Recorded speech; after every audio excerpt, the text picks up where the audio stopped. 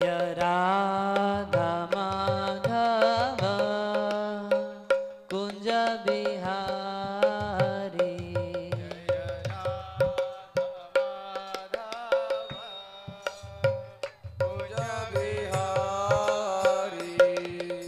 गोपी जन वल्लभ गिरिवरधारी गोपी जन वल्लभ गिरिवरधारी जय गोपी जन वल्लभ गिरिवरधारी यशोदानंदन ब्रज जन रंजना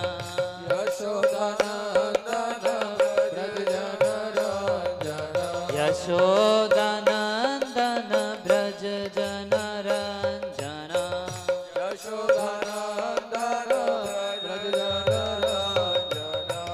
यमुना तीरा वनचारी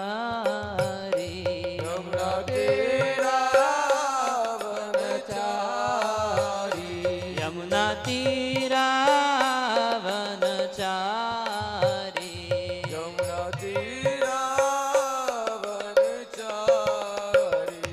जय राधा माधव कुंज बिहारी जय राधा माधव कुंज बिहारी जय राधा माधव कुंज बिहारी जय राधा माधव कुंज बिहारी हरे कृष्ण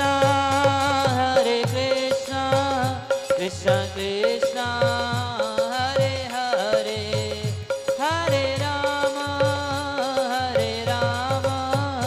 राम राम हरे हरे हरे कृष्ण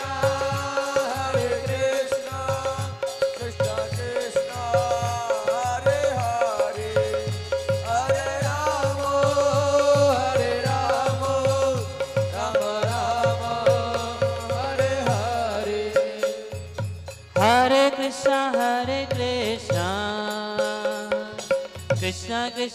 हरे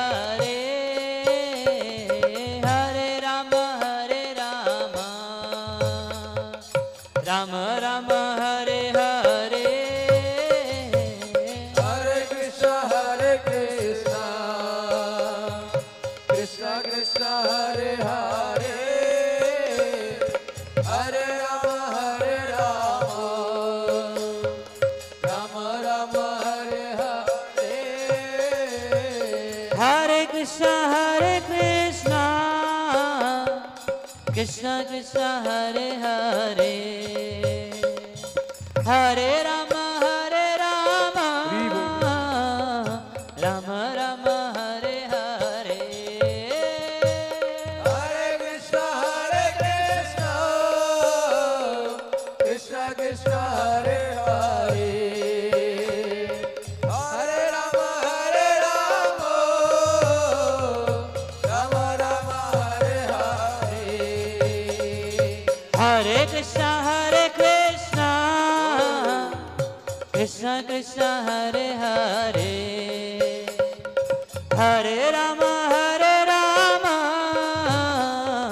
राम राम हरे हरे हरे कृष्ण गाइए सब लोग कृष्ण कृष्ण हरे हरे हरे राम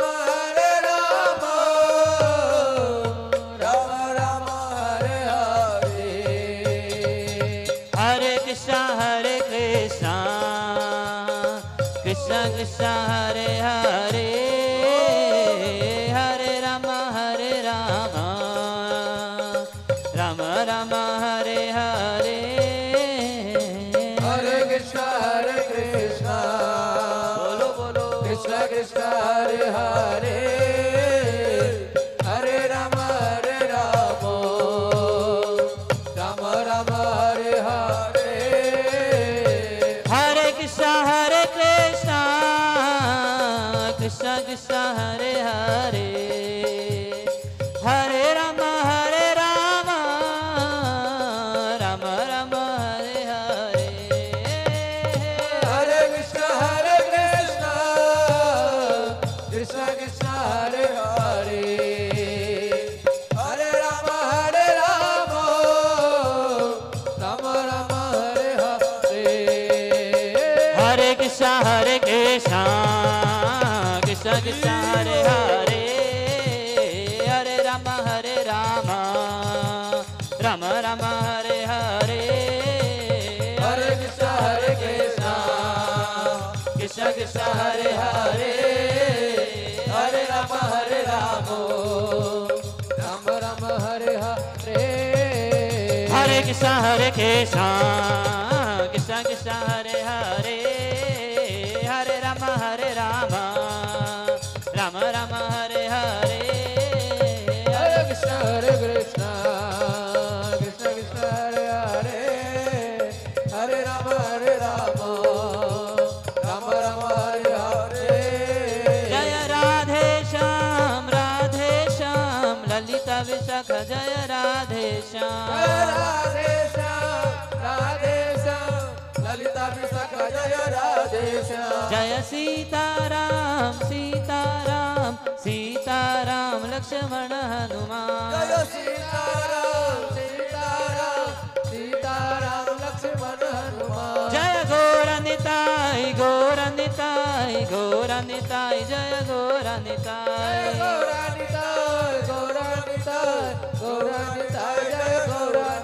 जय जय प्रभुपाद जय प्रभुपाद निताई गौर हरि बोल निताई गौर हरि बोल गौर हरि बोल जय विष्णुपाद परम स्वैचार्य अष्टोत्तरशत श्री श्रीमद्भवे चरणारविंद भक्तिवेदांत स्वामी श्रीला प्रभुपाद की जय नित्य लीला प्रविष्णु विष्णुपाद परम स्वैचार्य अष्टोत्तरशत श्री श्रीमद् भक्ति सिद्धांत सरस्वती गोस्वामी महाराज प्रभुपाद की जय नामाचार्य श्री हरिदास ठाकुर की जय प्रेम से कहो श्री कृष्ण चैतन्य प्रभु नित्यानंद श्री अद्वैत गदाधर शिवासादि गौर भक्तवृंद की जय श्री श्री राधा कृष्ण गोप गोपिका श्याम कुंड राधा कुंड गिरी गोवर्धन की जय श्री श्री सीताराम लक्ष्मण हनुमान जी की जय श्री मिथिला धाम की जय श्री वृंदावन धाम की जय गंगा माई की जय यमुना माई की जय भक्ति देवी की जय तुलसी महारानी की जय संवेद गौर भक्तवृंद की जय ग्रंथराज श्रीमद् भागवतम की जय श्रीमद् भागवत कथा महामहोत्सव की जय निताई गौर हरि प्रेमानंद जय संवेद भक्तवृंद जय संवेद भक्तवृंद जय संवेद भक्तवृंद गुरु और गुरांग की जय।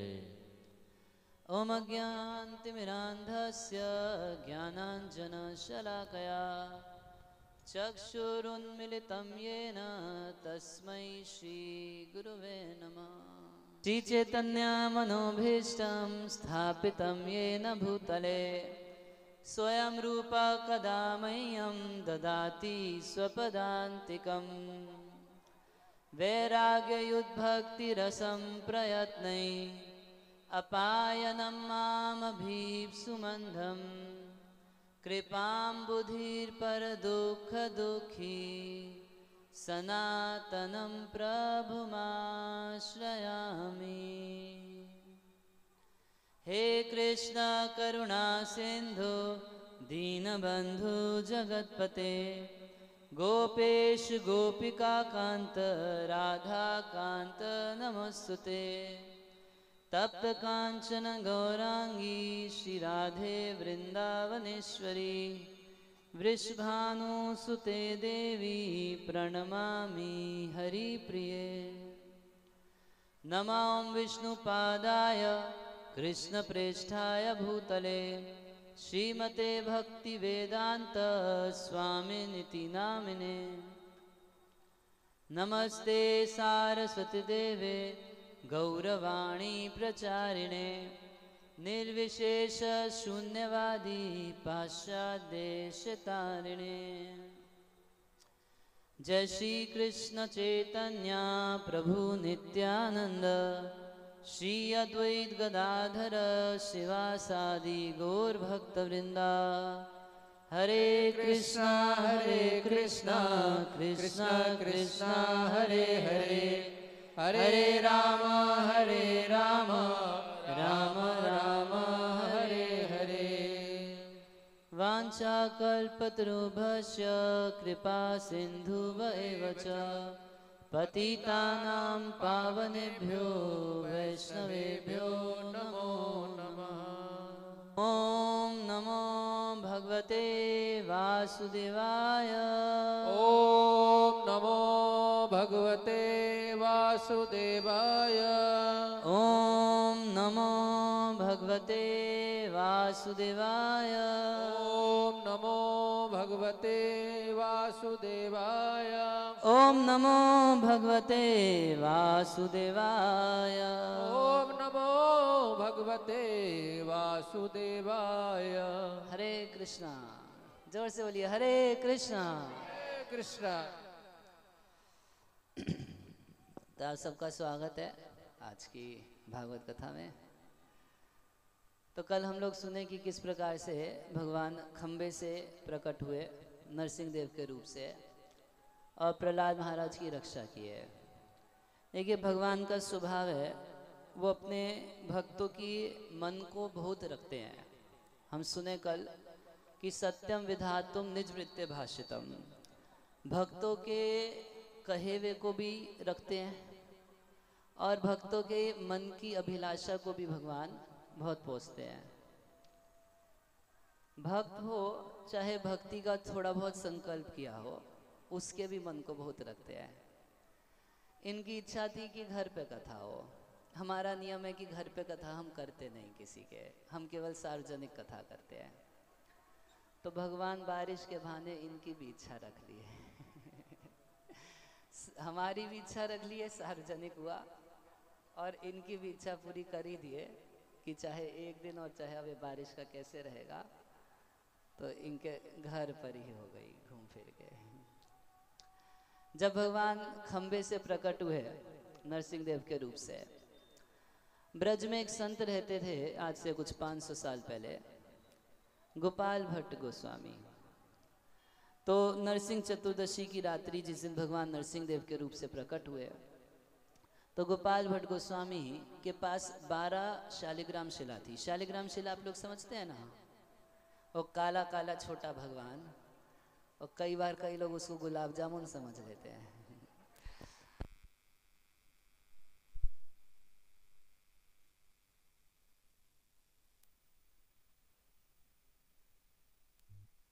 हरे कृष्णा हरे हरे कृष्णा हरे कृष्णा कृष्णा कृष्णा हरे हरे। आवाज़ बदल गई है तो थोड़ा लाइन बदला तो उसका वो सिस्टम भी बदली है तो ठीक है। गोपाल भट्ट गोस्वामी जी 12 साल, एक बार की बात है, हम वृंदावन में, तो हमारे पास शालिग्राम शिला पूजा करते थे। तो एक दिन एक बंदर उसको गुलाब जामुन समझ के शालिग्राम उठा के ले गया मुँह में। तो छोटा सा काले रंग की शिला रहती है और यही नेपाल में गंडक नदी से प्राप्त होती है।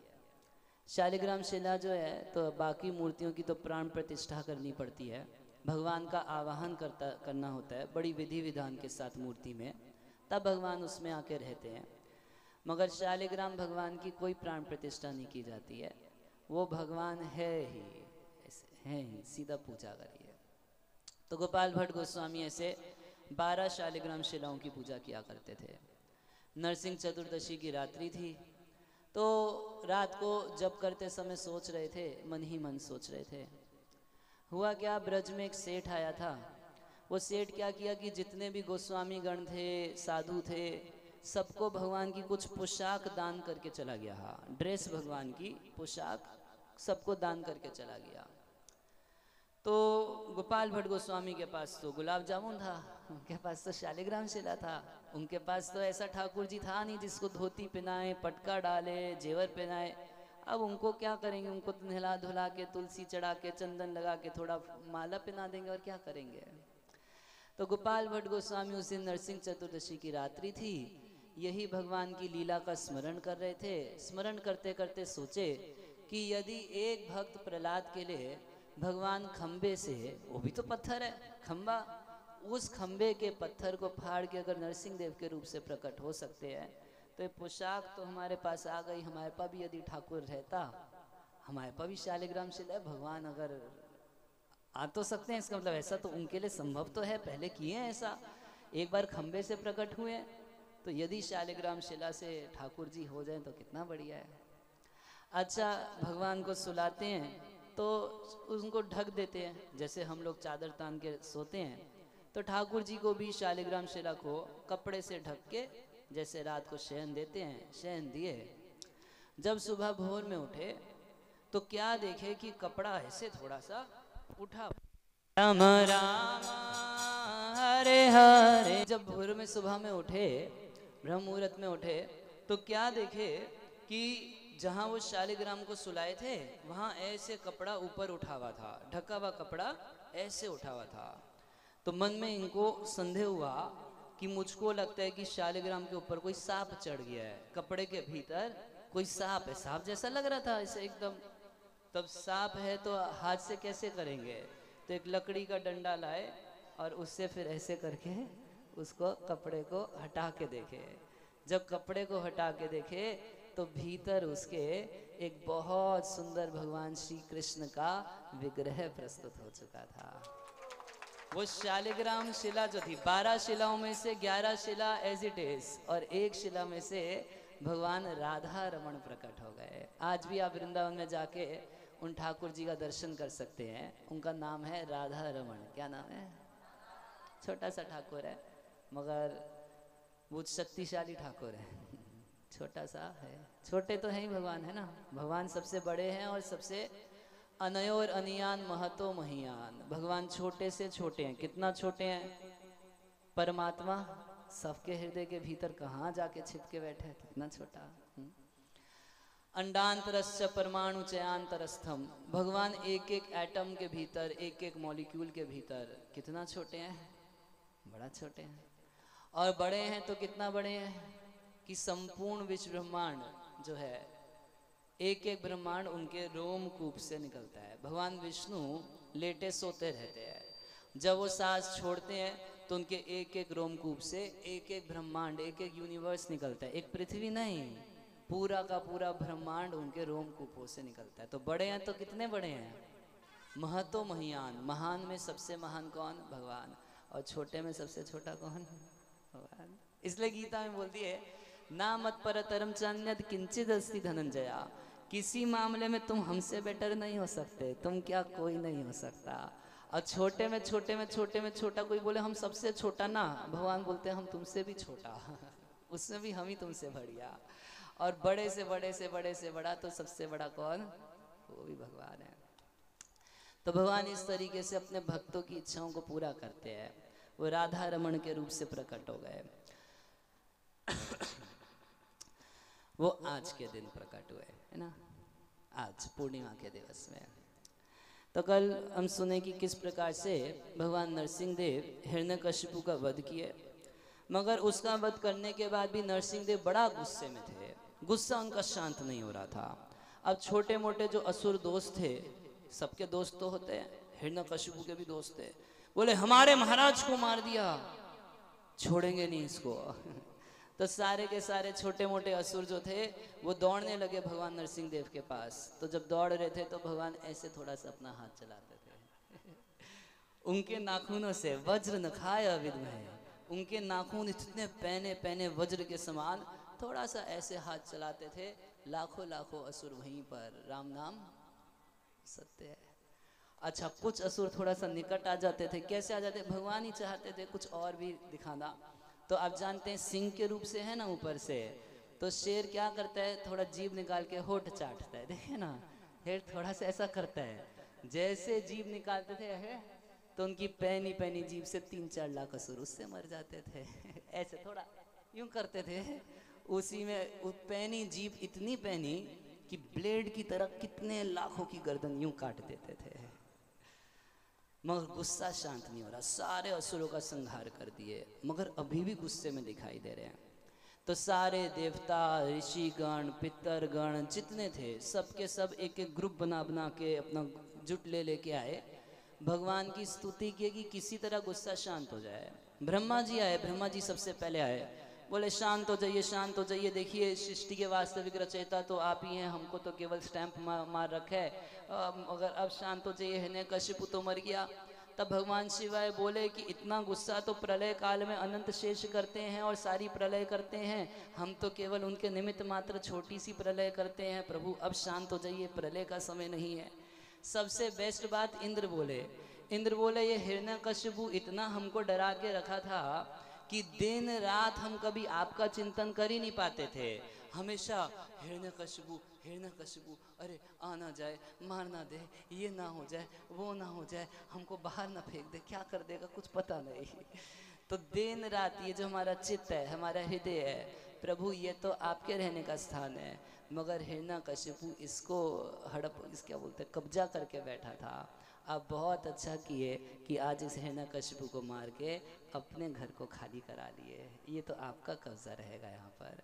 तो हमारे इस चित्त रूपी दर्पण को जिसको हिरण्यकशिपु कब्जा के बैठा था, अब हम आपका कीर्तन करेंगे, आपका स्मरण करेंगे, आप हृदय में रहेंगे, ये थर्ड क्लास का हिरण्यकशिपु नहीं रहेगा। अनेक लोग स्तुति किए, पितर लोग आए सारे के सारे, बोले प्रभु बहुत अच्छा किए, इसको ये तो कह ही नहीं सकता कि गलत किए, हिम्मत पड़ेगी, वैसे भी भगवान गलत नहीं करते। बोले बहुत अच्छा किए, हमारे वंशज कभी हमको कुछ भेंट ला के दिया करते थे, कुछ तर्पण आदि करते थे तो रास्ते में खा जाता था, इतने दिन से भूखे रहते थे, अच्छा किए पेट फाड़ के सारा खाना निकाल लिया, हम उसको खाएंगे हम अब तृप्त रहेंगे। अनेक लोग आके ऋषि गण, नागगण, प्रजापति गण, गंधर्व लोग बोले कि हम लोग तो कितना सुंदर गाने की कला जानते हैं, हम आपका कीर्तन गाते रहते हैं, मगर ये बदमाश हमको अपना कीर्तन कराता रहता है, गाओ जय हिरण्यकशिपु जय। तो बहुत अच्छा किए, इसको मार दिए, अब हम सब बड़े आराम से आपका कीर्तन गाया करेंगे। हरे कृष्णा कृष्णा कृष्णा हरे हरे, हरे राम राम राम हरे हरे। तो वैकुंठ के पार्षद भी आए थे उसी सब में, एक ग्रुप बना के वो भी आए, वो भगवान की स्तुति करते हुए बोले कि आप बहुत अच्छा किए, मार दिए, हमारा फ्रेंड ये जय और विजय अपने आप को असुर मान के इस संसार में रह रहे थे, अब आप इनको मार दिए, वापस जाएंगे, हम लोग के साथ फिर सेवा में लग जाएंगे, कितना अच्छा है। कोई भक्त यदि भटक जाए इधर उधर और वापस लौट के सेवा में आ जाए तो बाकी भक्तों को कितना सुख मिलता है। तो ऐसे ही विष्णु पार्षद भगवान को यही धन्यवाद दिए कि बहुत अच्छा किए कि आप इसके इस जड़ शरीर को खत्म कर दिए और अब इसको चिन्मय शरीर हो जाएगा, वैकुंठ जाएगा, जय विजय के रूप से अपनी सेवा संभालेंगे, तब कितना अच्छा लगेंगे। सब लोग स्तुति किए मगर भगवान नरसिंह देव का क्रोध शांत नहीं हो रहा था। तो ब्रह्मा जी इशारा किए, साक्षात श्री प्रेषिता देवे, ब्रह्मा जी साक्षात लक्ष्मी जी को प्रेषिता, उनको प्रेरित किए, जाइए थोड़ा पति को शांत कीजिए ना। लक्ष्मी जी बोली अरे वो क्या बात है, अभी इनको शांत कर देते हैं। तो लक्ष्मी जी जैसे ही भगवान नरसिंह देव के निकट पहुंची तो उनकी अवस्था देखी, उनके मूड को देखी, वापस दौड़ के वापस आ गई, बोली कि ना ना ना, ना दूसरे मूड में है, हमको लाफा मार देंगे, कुछ गड़बड़ हो जाएगी, नहीं जाएंगे। तो ब्रह्मा जी गणेश जी को भेजे, वो बोले क्योंकि गणेश जी हमेशा भगवान नरसिंह देव की प्रार्थना करते हैं, यद पाद पल्लव युगम विनिधाय कुंभा द्वंद्वे प्रणाम समय सगणाधिराजा। गणेश जी यद पाद पद्म युगम विनिधाय कुंभ, कुंभ समझते हैं, हाथी को कुंभ रहते हैं, कितने रहते हैं, दो रहते हैं, कह रहे युगम दो, कुंभ प्रणाम समय, प्रणाम करते समय जिनके चरण कमलों पे, भाई नरसिंह भगवान ऐसे अपने सिंहासन पर बैठते हैं, पैर दोनों नीचे ऐसे लटका के, नीचे एक चौकी समझते हैं, छोटा टेबल वैसे रखा रहता है जिसके ऊपर भगवान नरसिंह देव के चरण रहते हैं, और गणेश जी अपने दोनों कुंभों को प्रणाम करते समय भगवान के दोनों चरणों से स्पर्श करके प्रणाम करते हैं। और इससे उनको कितनी पावर मिलती है, कितनी शक्ति मिलती है कि विज्ञान विहोती जगत रहस्य, तीनों लोकों के सारे विघ्नों को नाश करने की शक्ति गणेश जी को मिल जाती है भगवान नरसिंह देव के चरणों में अपने माथे को लगाने से। तो ब्रह्मा जी बोले कि गणेश जी तो बहुत बड़े भक्त हैं नरसिंह देव के, इसी रूप में उनकी उपासना करते हैं, तो गणेश जी को भेजे, थोड़ा सा आप विघ्न हरो। और ये विघ्न हरने वाले आज एक विघ्न जैसे दिखाई दे रहे हैं, थोड़ा विघ्न हरता तुम चले जाओ, थोड़ा विघ्न हरो। तो गणेश जी बोले हाँ हम प्रभु को रिक्वेस्ट करके देखते हैं।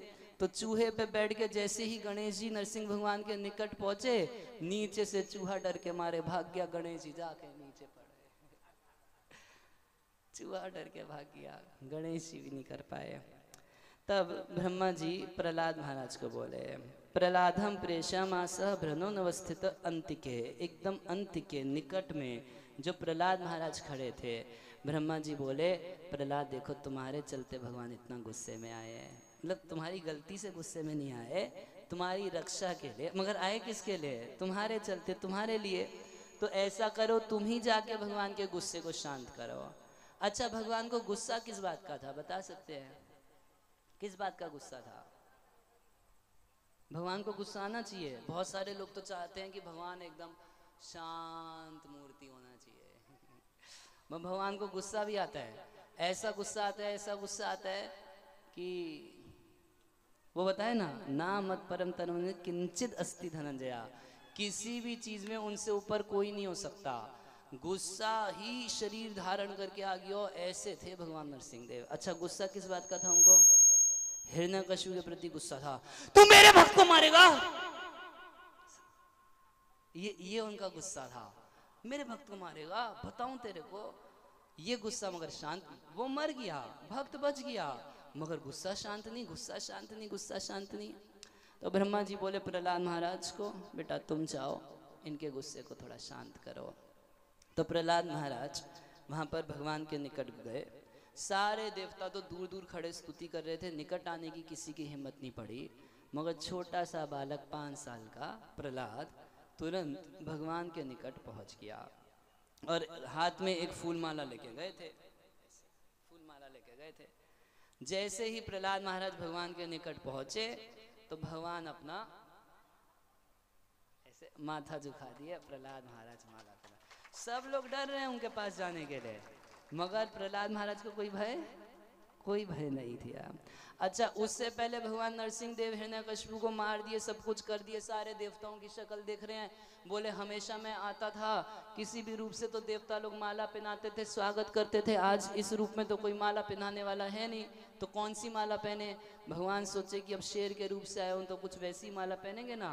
हिरण्यकशिपु का पेट फाड़े ही थे, आते निकाले और आतों की माला पहन लिए। उसके बाद भगवान उसके पेट से उसकी छाती में टटोले, हृदय किधर रखा है, तो उसके हृदय को निकाले, एकदम काला कलूटा हृदय उसका, और फेंक दिया उसको साइड में, हटा इसको। कैसा दिल रखा था जिसमें मुझको नहीं रखा था, निकाल के सबसे पहले उसके हृदय को फेंक दिए। अब प्रहलाद महाराज भगवान के निकट पहुंचे, तब भगवान की नजर गई प्रहलाद महाराज के ऊपर। स्वपाद मूले पतितम तमर्भकम विलोक्य देव कृपया परिप्लुतः। स्वपाद मूले पतितम तम अर्भकम, अर्भक यानी कि बच्चा छोटा 5 साल का। स्वपाद अपने चरण कमलों के मूल में, निकट में, एकदम वहाँ जहाँ भगवान के स्वपाद मूले पतितम, वहाँ पर जब गिरा हुआ पतित लोटा हुआ उस छोटे बालक को विलोक्य देखे तो देव कृपया परिप्लुतः, वो देव भगवान नरसिंह देव एकदम कृपा से, दया से, करुणा से, स्नेह से, प्रेम से भर गए। भर के क्या किए, उत्तापे, सबसे पहले गिरे हुए प्रहलाद महाराज प्रणाम करके लेटे ही रह गए, अपने भक्ति के भाव में प्रणाम करके लेटे ही रहे। हम लोग तो सर कटा सकते हैं लेकिन सर झुका, ऐसा है ना। तो ठीक है, आज़ादी की लड़ाई के समय तो ठीक था, मगर भगवान के सामने भी हम लोग ऐसे ही रहते हैं ना। और सब भक्त लोग प्रणाम करते हैं और हम सर झुका नहीं, सर कटा सकते हैं लेकिन सर झुका सकते नहीं। प्रहलाद महाराज से प्रणाम किए, पूरा लौट गए भगवान के चरणों में, खुद से उठ नहीं रहे हैं। तो भगवान क्या किए, उत्थाप्य, जिन हाथों के पहने पहने नखूनों से कितने लाखों करोड़ों असुरों को मारे थे, उन्हीं हाथों से प्रहलाद महाराज को उठाए। तो प्रहलाद महाराज नहीं मरे, चुभना चाहिए ना, कोई बहुत पैनी चीज जो सबको मार रही थी तो कैसे एक को नहीं मार रही?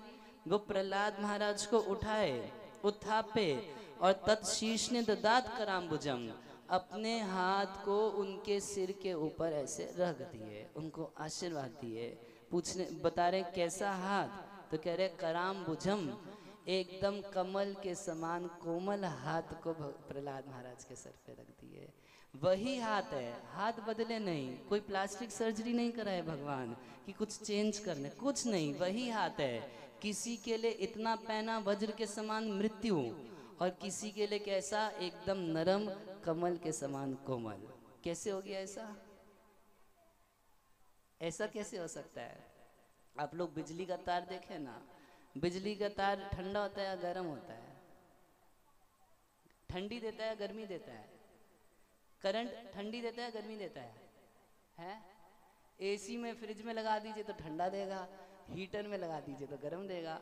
करंट तो वही है, ठंडा भी दे देगा और गर्म भी दे देगा। तो भगवान तो वही हैं। अगर हम आसुरी भाव रखेंगे तो फिर भगवान हमारे लिए मृत्यु के रूप में आते हैं, और अगर हम भक्ति का भाव रखेंगे तो भगवान हमारे लिए श्याम सुंदर के रूप से आते हैं। एकदम कमल के समान कोमल है भगवान। तो उत्थापे तशीष ने ददात कराम्बुजम, काला ही अस्त्रिधा कृता भयम, और इस तरीके से कृता अभयम, प्रहलाद महाराज को समस्त भयों से मुक्त कर दिए।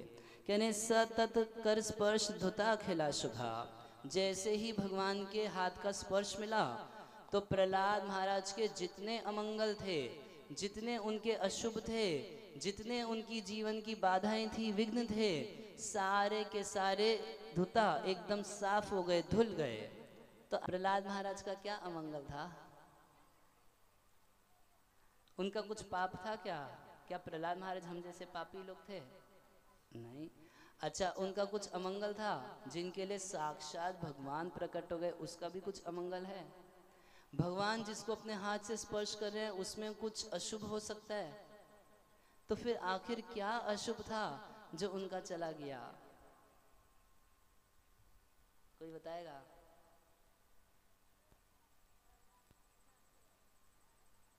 भक्त लोग ऐसे हिरण्यकशिपु के ये कह रहे हैं कि उनका ये अशुभ था कि वो हिरण्यकशिपु के पुत्र बने थे। तो हिरण्यकशिपु के पुत्र थे, असुर का बेटा था, ये उनका एक पाप कर्म माना जा सकता है भाई, है ना? वो हिरण्यकशिपु के बेटे थे, मतलब उनका किसी गड़बड़ परिवार में जन्म हुआ था या नीच जाति में जन्म कह सकते हैं, है ना? तो ये उनका एक अशुभ था। मगर ये अशुभ तो उनका उसी दिन दूर हो गया ना जिस दिन नारद मुनि के मुख से हरि कथा सुने। सूत गोस्वामी श्रीमद् भागवतम कह रहे हैं जन्म से शूद्र हैं, और वो कह रहे हैं कि आज शौनक आदि ऋषियों को कह रहे हैं कि आज आप लोगों के सामने श्रीमद् भागवतम बोलने से मेरा जाति का दोष चला गया है। जाति का दोष तो उसी दिन चला जाता है जिस दिन व्यक्ति भगवान के बारे में सुनता है या जिस दिन एक बार भी अपने मुख से हरे कृष्णा बोल देता है, उसी दिन उसका जाति का दोष चला जाता है। तो वो कैसे हो सकता है?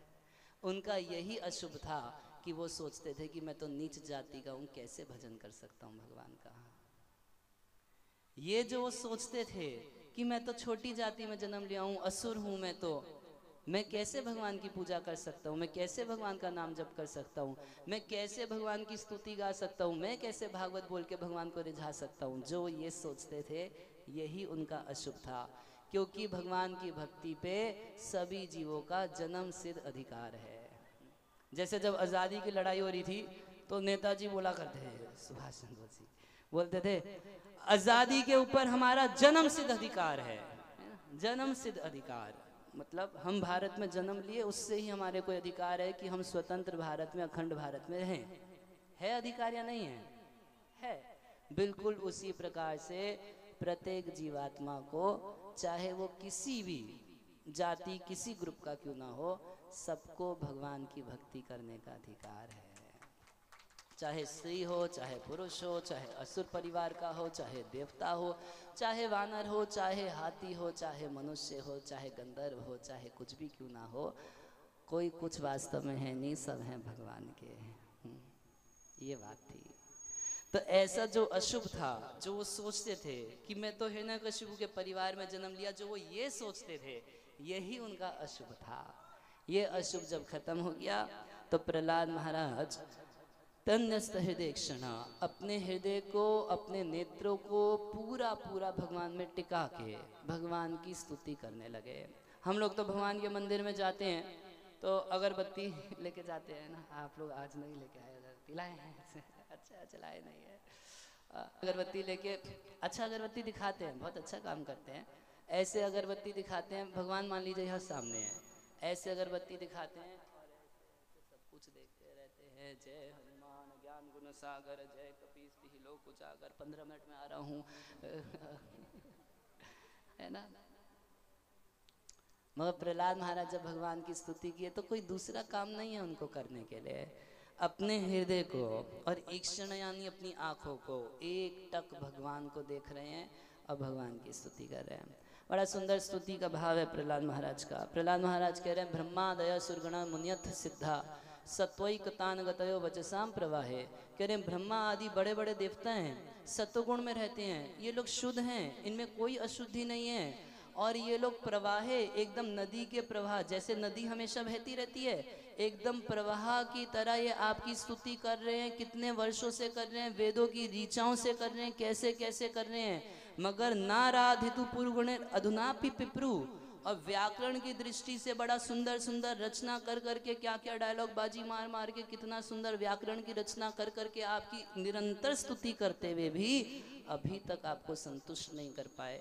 जब ये बड़े बड़े देवता नहीं कर पाए तो हम असुर का लड़का, हम किस खेत की मूली है, हम कहाँ से कर लेंगे, कर सकेंगे। कह रहे हैं कि हम क्या हैं, मैं हरे उग्र जाते, मैं तो उग्र जाति हिरण्यकशिपु के परिवार में जन्म लिया हूँ, मैं आपको कहाँ से संतुष्ट कर सकता हूँ। बोले मगर आपके संतोष का विधान ये सब है नहीं। मन्य धन जब अभिजन रूप तपस्व तोजस तेज प्रभाव बल पौरुष बुद्धि होगा। यानी मैं मानता हूँ कि केवल धन से आप प्रसन्न नहीं होते। यदि धन से आप प्रसन्न होते होते तो गरीब सुदामा आपकी भक्ति कैसे कर लेते। गरीब सुदामा एक फूटी कौड़ी नहीं उनके पास, 5 घर में भिक्षा मांग के अपना काम चलाते थे। मिलता था तो खाते थे, नहीं मिलता था तो संतुष्ट रहते थे। और उनकी पत्नी बार बार बोलती रहती थी, द्वारका जाऊँ जू, द्वारका जाऊँ जू, 8 याम यही रटते रहे। 8 याम मतलब जैसे हम लोग 24 घंटे कीर्तन करते हैं, उनकी पत्नी भी 24 घंटे कीर्तन करती थी, मगर बोलती थी द्वारका जाओ पैसा लाओ, द्वारका जाओ पैसा लाओ, द्वारका जाओ पैसा लाओ। अरे द्वारकाधीश भगवान तुम्हारा मित्र है, जाओ ना जाओ ना जाओ ना। तो सुदामा तो जाना चाहते थे, मगर इस उद्देश्य से नहीं जाना चाहते थे कि कुछ पैसा मांगने के लिए जाएं, वो तो मित्र से। तो मगर उनको लगा कि चलो कम से कम इस बहाने होम मिनिस्ट्री से परमिशन तो मिल रही है, भेज तो रही है मेरे को, टिकट तो दे रही है जाने के लिए। टिकट मतलब पैदल पैदल आ जाते। होम मिनिस्ट्री पत्नी से पतियों को परमिशन नहीं मिलती कहीं जाने की, वो पूरा एकदम डंडा लेके रखती हैं। कहाँ गए थे बता के क्यों, अच्छा बार बार फ़ोन करके क्यों पूछती हैं हमको नहीं पता। मगर ऐसे बहुत सारे प्रभु जी लोग हमको कंप्लेंट करते हैं, प्रभु जी क्या बताऊँ, शादी हो गई कितने 4-5 साल हो गए, अभी भी फ़ोन आ जाता है, इतनी लेट हो गई, कहाँ हो अभी तक। अरे भाई क्या हो यार, थोड़ा सा आ रहा हूँ 10 मिनट।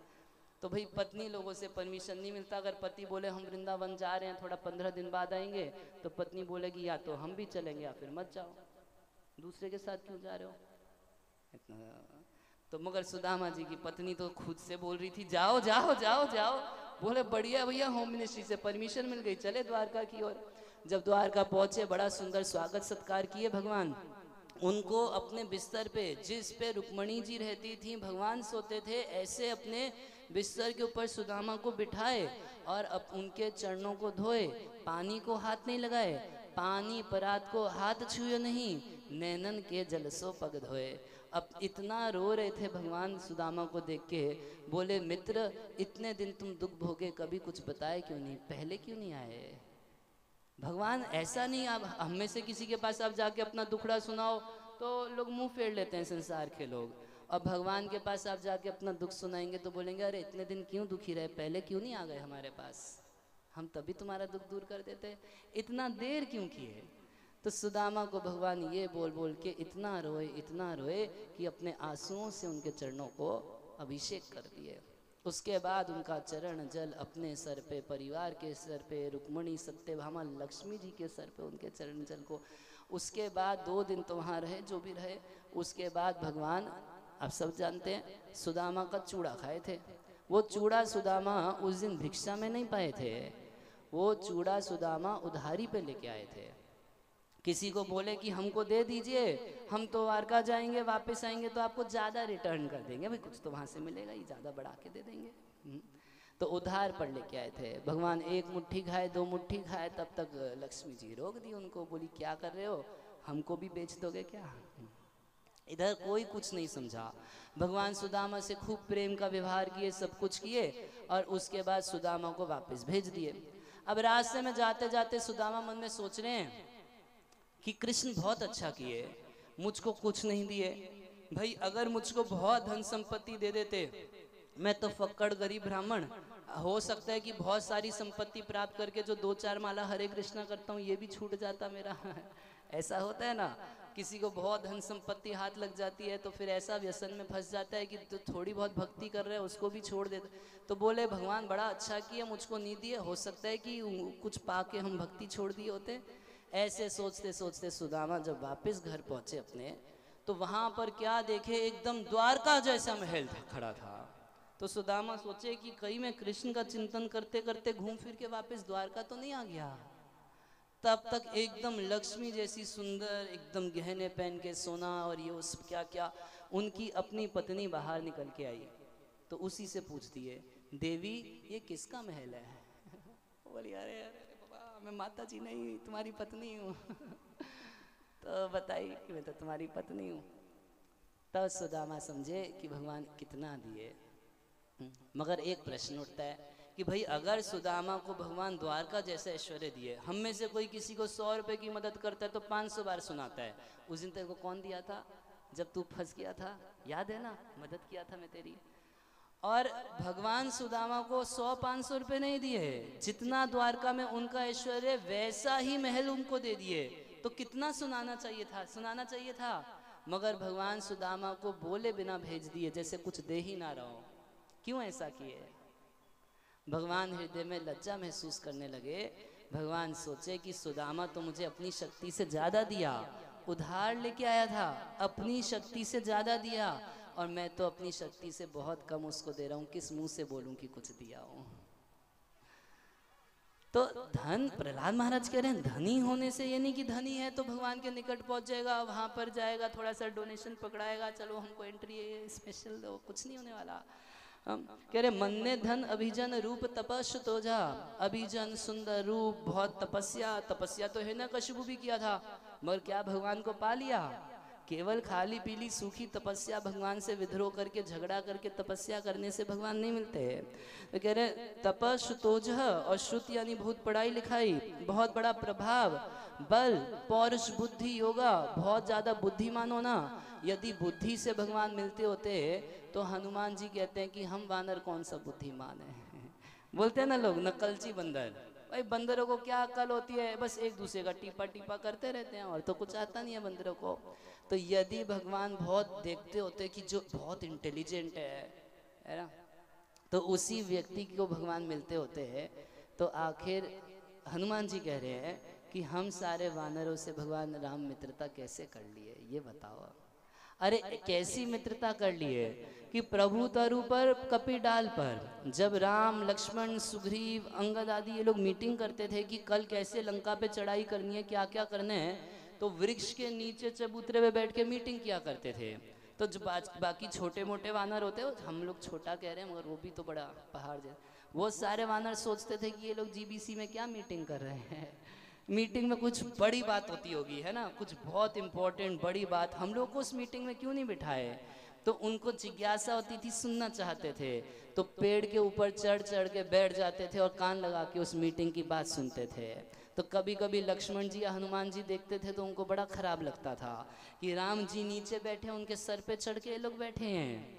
इस संसार में अगर आप अपने मालिक की कुर्सी पे जाके बैठ जाइए तो उसी दिन नौकरी से निकाल देगा, फायर कर देगा। और भगवान रामचंद्र उन वानरों से इतना स्नेह सुहार दोस्ती किए कि भगवान नीचे बैठे होते थे और वानर ऊपर बैठे होते थे, भगवान इसको बुरा नहीं मानते थे। जब लंका पर विजय प्राप्त करके अयोध्या वापस लौटे तो भगवान सुग्रीव को विभीषण को अपने एक आसन पर बिठाते थे, अपने राज सिंहासन पर मित्रवत बिठाते थे और वशिष्ठ मुनि को कहते थे कि ये हमारा मित्र है सुग्रीव, इससे दोस्ती करके हम लंका राज रावण के ऊपर विजय प्राप्त किए थे। सारा क्रेडिट इन लोगों को दे देते थे, विभीषण को दे देते थे, सुग्रीव को दे देते थे।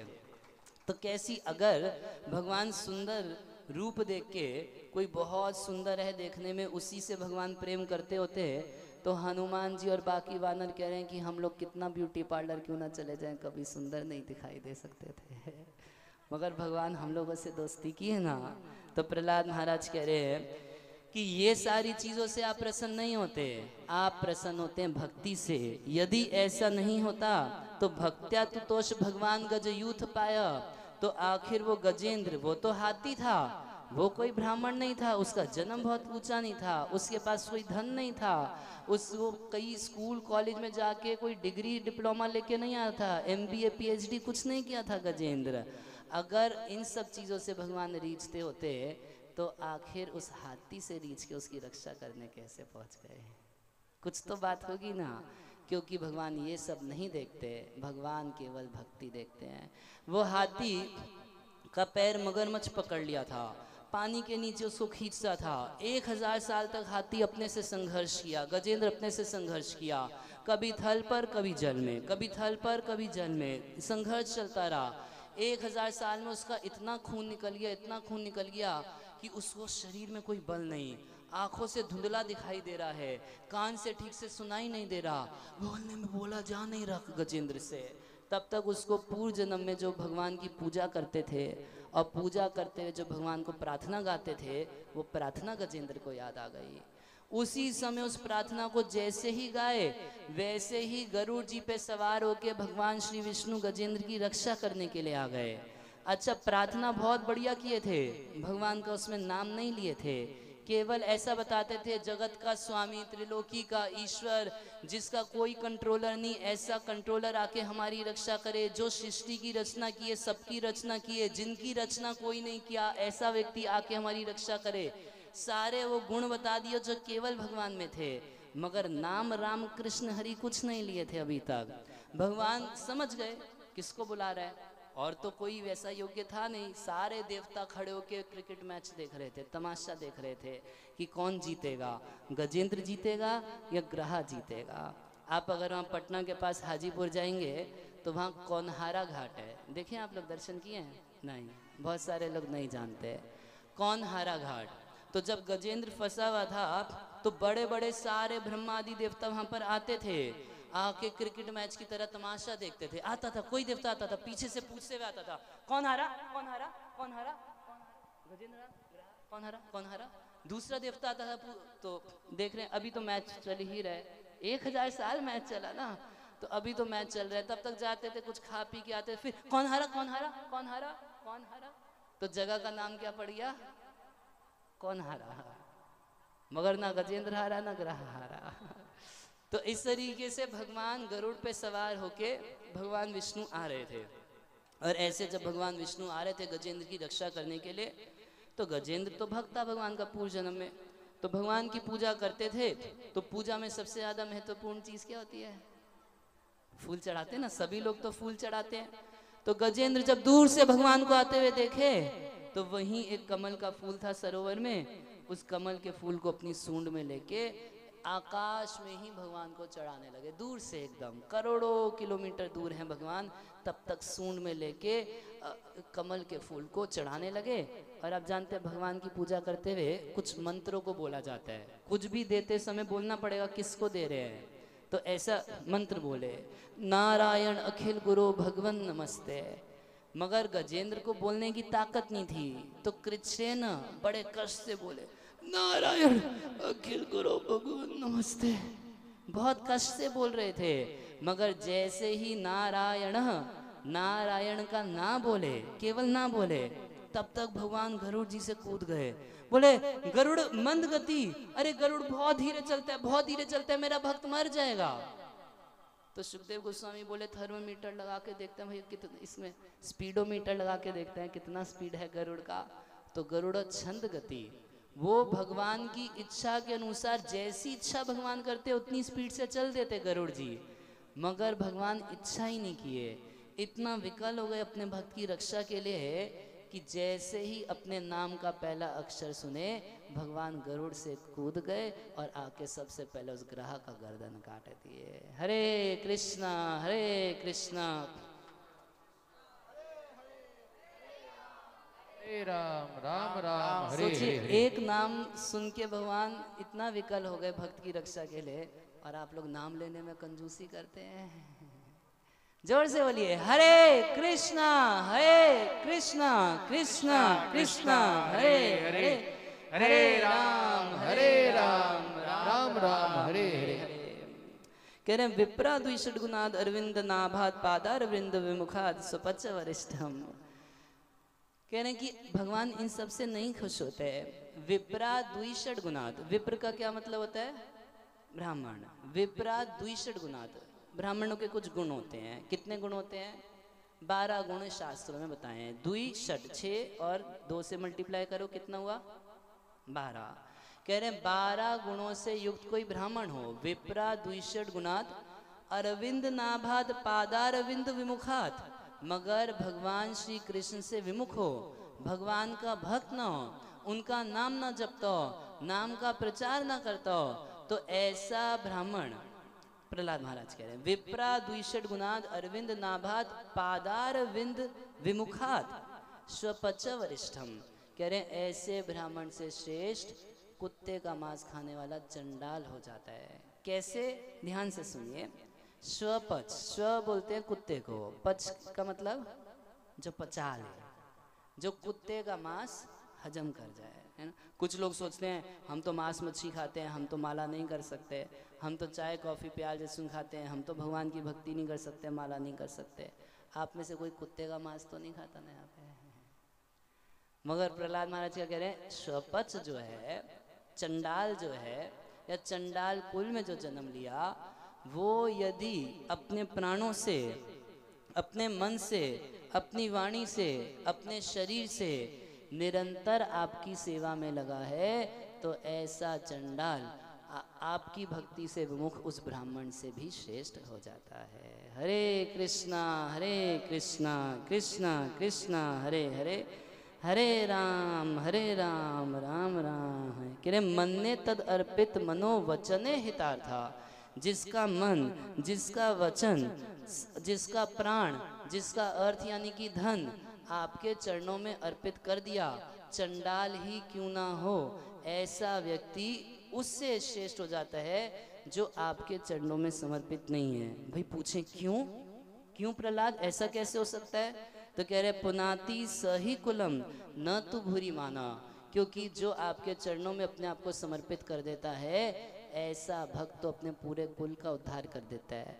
मगर न तु भूरी माना, मगर जो अपने आप को बहुत बड़ा मानता है कि हम तो इस जाति के, हम बड़े हैं, हम सबसे श्रेष्ठ हैं, तो जो भूरी माना, अपने आप को बहुत बड़ा मानता है, वो अपना कुल तो छोड़ो अपने आप को भी पवित्र नहीं कर पाता। इसीलिए भक्त बनना बड़ा ज़रूरी है।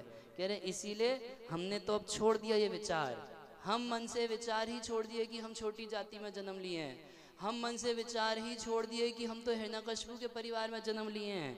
हम बस इतना समझते हैं कि हम आपके दास हैं, आप हमारे स्वामी हैं, आपका कीर्तन करने का अधिकार हम सबको बराबर रूप से है।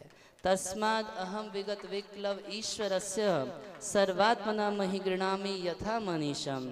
कहने तस्माद् अहम, इसीलिए, अहम विगत विक्लव ईश्वरस्य, जितनी मुझको शर्म आ रही थी ना, मैं क्या बोलूँगा भगवान के बारे में, लोग शर्म करते हैं। किसी को बोलो थोड़ा बोलो भगवान के बारे में, किसी को माइक दे दीजिए, थोड़ा बोलो कृष्ण के बारे में बताओ, तो शर्माने लगते हैं।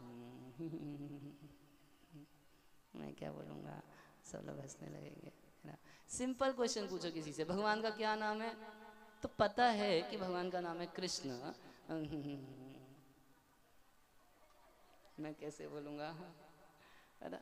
अच्छा पूछे भगवान का घर किधर है, सबको पता है, गोकुल में है, वृंदावन में है, मालूम है सबको। उसी बात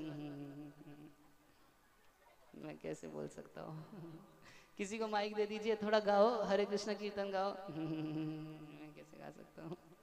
अच्छा वो बोलोगी नरुए का गाना गाना है तो गा देंगे, ये तो खैर पापी लोगों की हालत होती है। मगर कभी कभी भक्तों को भी शर्म आती है कि इतने बड़े बड़े भक्त बैठे हैं, है ना, ये सब इतने बड़े बड़े भक्त बैठे हैं, आखिर इनके सामने हम कैसे कुछ गाएंगे, इन लोग के सामने हम क्या बोलेंगे, है ना, हम जो बोलेंगे तो कुछ ना कुछ गवार जैसे दिखाई पड़ेंगे, नहीं पड़ेंगे। तो मगर प्रहलाद महाराज कह रहे हैं तस्माद हम विगत विक्लव ईश्वरस्य, विगत विक्लव, जो मुझको शर्म लज्जा आ रही थी, छोटी जाति में जन्म लिया, ये ब्रह्मादि तो बहुत बड़े बड़े लोग हैं, ये तो देवता हैं, हमें तो कुछ व्याकरण का ज्ञान नहीं है, ये लोग तो व्याकरण की दृष्टि से बड़ी सुंदर स्तुतियां गा रहे हैं आपकी, हम तो थोड़ा बहुत आपके बारे में बोलते हैं, ये तो नदी के प्रवाह के समान निरंतर आपके बारे में बोल रहे हैं, तो इससे तो हम तो कुछ ना ही बोले तो अच्छा। कह रहे हैं ये शर्म हमने छोड़ दी। तस्माद हम विगत विक्लव ईश्वरस्य, हे ईश्वर, आपके प्रति बोलने के लिए सर्वात्मना महि गृणामि यथा मनीषम, कह रहे हैं कि मैं निश्चित रूप से आपके बारे में बोलूंगा कुछ बोलूंगा। तो भगवान पूछे प्रहलाद क्या बोलोगे, तुमको क्या पता है मेरे बारे में, क्या बोलोगे। कह रहे हैं यथा मनीषम, भाई हमको ऐसा तो नहीं है कि श्रीमद् भागवत के 18,000 श्लोक पूरे याद है, ऐसा भी नहीं है हमको गीता के 700 श्लोक पूरे याद है, और ऐसा भी नहीं है, कई लोग तो ऐसे हैं कि हमको तो एक श्लोक बोलना भी नहीं आता। कह रहे हैं मगर यथा मनीषम, जितना हम प्रमाणिक ग्रंथों से और प्रमाणिक संतों से भगवान के विषय में सुने हैं कि कैसे हैं भगवान, जितना मेरी मति ने ग्रहण किया मैं उतना बोलूंगा। अब आप बोलेंगे नहीं प्रभु जी हमको सॉरी हमको तो गीता का एक भी श्लोक नहीं आता, तो हम क्या बोले भगवान के बारे में। तो भगवान दिए देखो सभी मंत्रों का एक बाप दिए, बाकी सब मंत्र, और एक दिए महामंत्र। जिसको कुछ ना आता हो, भगवान के बारे में कुछ गाना चाहता हो, तो बस बोल दे हरे कृष्णा कृष्णा कृष्णा हरे हरे, हरे राम राम राम हरे हरे। अच्छा इसमें कुछ गलत होने की संभावना है, कुछ गलत होने की। अब जैसे मान लीजिए हम कथा बोल रहे हैं, तो हो सकता है कुछ गलत बात बोल जाए, गलती होने, टू एयर इज ह्यूमन, किसी से गलती हो सकती है। मगर हम कुछ बोलना हो कुछ बोल जाए, कुछ लिखा हो कुछ और बता दे आपको, कुछ गलती हो सकती है। मगर महामंत्र बोलने में कोई गलती हो सकती है? आपको पता है जो हम बोल रहे हैं एकदम परम सत्य ठीक बात बोल रहे हैं, कोई संशय नहीं है, और ये भगवान की सबसे बड़ी स्तुति हो जाती है। एक बहुत बड़े संत हुए अखंडानंद जी, एक बार संत सम्मेलन लगा, कई संतों को बुलाया गया था। तो जानते हैं जब बहुत सारे लोग बोलने वाले होते हैं तो टाइम बहुत कम बचता है ना, तो सभी संतों बोले कि 5-5 मिनट बोलना है। अखंडानंद जी का जब नंबर आया तो बोले महाराज बहुत टाइम हो गया, 2 मिनट बोलना है। तो अखंडानंद जी माइक लिए बोले 2 मिनट में तो हमारा मंगलाचरण भी नहीं होगा। हम मंगलाचरण से जो हम शुरू में श्लोक गाते हैं ना, तस्मै श्री गुरुवे नमः, इसको बोले 2 मिनट में तो हमारा मंगलाचरण भी पूरा नहीं होगा, तो क्या बोले? तो बोले कृष्ण और राधा, राम और सीता, इसी में भागवत इसी में गीता। सारा भागवत गीता का शास्त्र का सार बात क्या है? भगवान का नाम। हरे कृष्णा कृष्णा कृष्णा हरे हरे, हरे राम राम राम। कर नीचो जया गुण विसर्गम अनुप्रविष्टा पूयेति येहि पुमान अनुवर्णितेन। नीचो अजय, आपकी माया जिसको जीतना बहुत मुश्किल है। हम लोग जन्म लेते हैं चॉइस से नहीं, हम लोग जन्म लेते हैं भगवान की माया के द्वारा हमको दिया जाता है।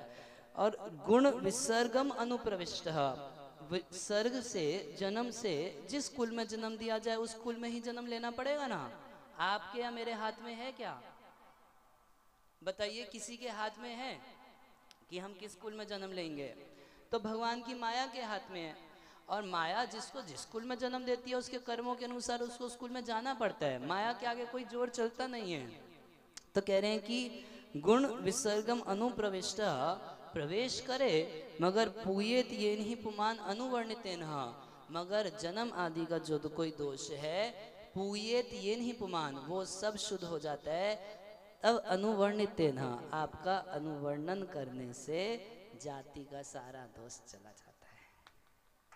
ये बात है। अनुवर्णन का मतलब क्या है? देखिए, अनुवर्णन बहुत सुंदर शब्द है। अनु का एक अर्थ होता है निरंतर, हमेशा भगवान का कीर्तन जो करता रहे, कीर्तन ये सदा हरि। और अनु का एक अर्थ होता है जैसे भगवान है वैसा ही उनका वर्णन करना चाहिए। कुछ लोग बड़ी अटकलबाजी करते हैं और मनमाने गाने बनाते हैं, है ना। ऐसे एक गाना कोई बनाया, झलक दिखला जा, झलक दिखला जा, एक बार श्याम सुंदर आजा आजा अच्छा अच्छा अच्छा। ऐसे गाने गाने से शुद्ध नहीं होंगे, ऐसे गाने गाने से मन शुद्ध नहीं होता, जाति का दोष नहीं जाता, भगवान भी नहीं आने वाले कि बुला रहा है चलो आजा झलक दिखला देता हूँ उसको, कभी नहीं होने वाला। एक बार हम एक जगह कथा कर रहे थे तो कुछ म्यूजिशियन लोग आए थे, वो म्यूजिशियन लोग, हम तो कुछ उनको मौका दिए नहीं गाने का। 4, 5, 6 दिन बीत गए तो कंप्लेंट किए, महाराज जी हमको कुछ मौका नहीं दे रहे, पीपरा घाट की बात है, महाराज जी हमको कुछ मौका नहीं दे रहे गाने का। मैंने कहा चलो जी तुम भी कुछ गा लेना, कथा जब समाप्त करेंगे आरती से पहले तुमको कुछ गाने का मौका दे देंगे। तो जब कथा में पूरा किया, आरती का समय हुआ, बीच में भजन गाने के लिए उसको दिया, तो एक गीत गाया, राधा ने मारी मिस कॉल, ऐसा गीत गाया। तो गाने लगा बेचारा, वो तो खूब भाव से गा रहा था, उसको पूरा प्रेजेंटेशन देना था, पूरी जनता को दिखाना था कि हम कितना बड़ा गायक हूँ, और उस बड़ा इज्जत कमाने वाला काम कर रहा था। मगर गीत गा दिया वो भी मेरे सामने, राधा ने मारी मिस कॉल। गाते गाते मैं बीच में बंद करा दिया, मैंने कहा बंद कर इसको, अभी बंद करो। बंद किया।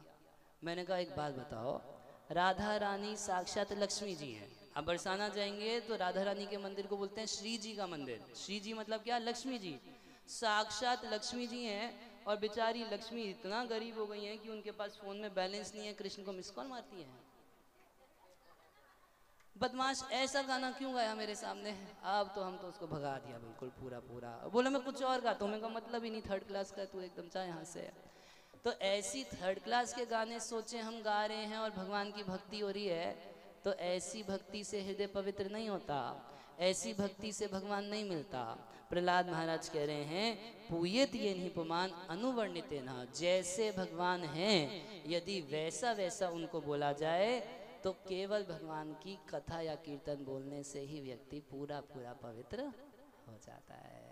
मत भूल मनुष्य पछताएगा, भूल मनुष्य पछताएगा, मत भूल मनुष्य पछताएगा, मत भूल मनुष्य पछताएगा। हरि नाम सुमर सुख पाएगा, हरि नाम सुमर रस पाएगा, हरि नाम सुमर सुख पाएगा, हरि नाम सुमर रस पाएगा। मत भूल मनुष्य पछताएगा, मत भूल मनुष्य पछताएगा, मत भूल मनुष्य पछताएगा, मत भूल मनुष्य पछताएगा। हरि नाम सुमर सुख पाएगा, हरि नाम सुमर रस पाएगा, हरि नाम सुमर पाएगा, हरि नाम सुमर रस पाएगा। ये तेरा मेरा झूठा है, तेरा मेरा झूठा है, ये तेरा मेरा झूठा है, तेरा मेरा झूठा है। तू हरि का है, हरि तेरा है, तू हरि का है, हरि तेरा है, तू हरि का है, हरि तेरा है, तू हरि का है, हरि तेरा है। हरि बोल सही में तर जाएगा, हरि बोल सही में तर जाएगा, हरि बोल सही में तर जाएगा, हरि बोल सही में तर जाएगा। हरि नाम सुमर सुख पाएगा, हरि नाम सुमर सुख पाएगा। मत भूल मनुष्य पछताएगा, मनुष्य पछताएगा, मत भूल मनुष्य पछताएगा, मनुष्य पछताएगा। हरि नाम सुमर सुख पाएगा, हरि नाम सुमर सुख पाएगा, हरि नाम सुमर सुख पाएगा, हरि नाम सुमर सुख पाएगा। सुत मात पिता भ्राता बंधु, सुत मात पिता भ्राता बंधु, मात पिता भ्राता बंधु, इन सबसे बड़े करुणा सिंधु, इन सबसे बड़े करुणा सिंधु, इन सबसे बड़े करुणा सिंधु, इन सबसे बड़े करुणा सिंधु, जो अंत में साथ निभाएगा, जो अंत में साथ निभाएगा, जो अंत में साथ निभाएगा, जो अंत में साथ निभाएगा। हरि नाम सुमर सुख पाएगा, हरि नाम सुमर रस पाएगा, हरि नाम सुमर सुख पाएगा, हरि नाम सुमर रस पाएगा। मत भूल मनुष्य पछताएगा, मत भूल मनुष्य पछताएगा, मत भूल मनुष्य पछताएगा, मत भूल मनुष्य पछताएगा। हरे कृष्ण कृष्ण कृष्ण हरे हरे, हरे राम राम राम हरे हरे, हरे कृष्ण कृष्ण कृष्ण हरे, बोलिए सब दोनों हाथ उठा के ताली बजाते हैं।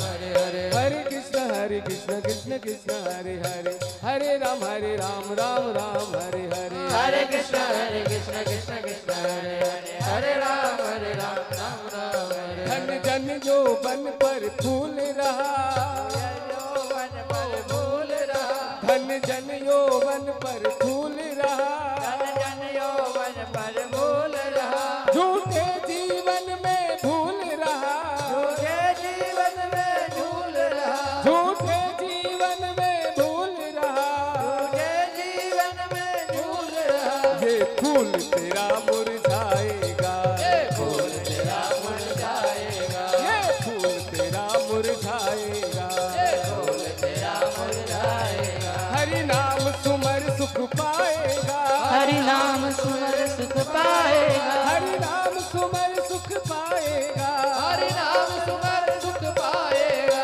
मत भूल मनुष्य पछताएगा, भूल मनुष्य पछताएगा, मत भूल मनुष्य पछताएगा, भूल मनुष्य पछताएगा। हरे कृष्ण कृष्ण कृष्ण हरे हरे, हरे राम राम राम हरे हरे, हरे कृष्ण कृष्ण हरे राम राम हरे हरे कृष्ण कृष्ण कृष्ण हरे हरे, हरे राम राम राम हरे हरे, हरे कृष्ण कृष्ण कृष्ण हरे हरे, हरे राम राम राम हरे हरे। राधे श्याम राधे श्याम जय सीताराम, राधे श्याम जय सीताराम। हरि बोल हरि बोल हरि बोल बोल हरि बोल, हरि बोल हरि बोल हरि बोल हरि बोल। ताई गौर प्रेमानंदे, हरि बोल। हरे कृष्णा। प्रहलाद महाराज कह रहे हैं, सर्व ही आमी विधि करस्तव सत्य धामनो ब्रह्मादय वयमवेश चोद्विजः क्षेमाय भूताय उत्तम सुखाय चासे विक्रीडितम भगवतो रुचिरावतारा। यानी देखिए, ब्रह्मा आदि जो देवता है ये सारे के सारे आपके सेवक हैं और हमेशा सत्वगुण में रहने वाले हैं। ये हम लोगों जैसे तो नहीं है, असुर जैसे। प्रहलाद महाराज तो असुर है क्या?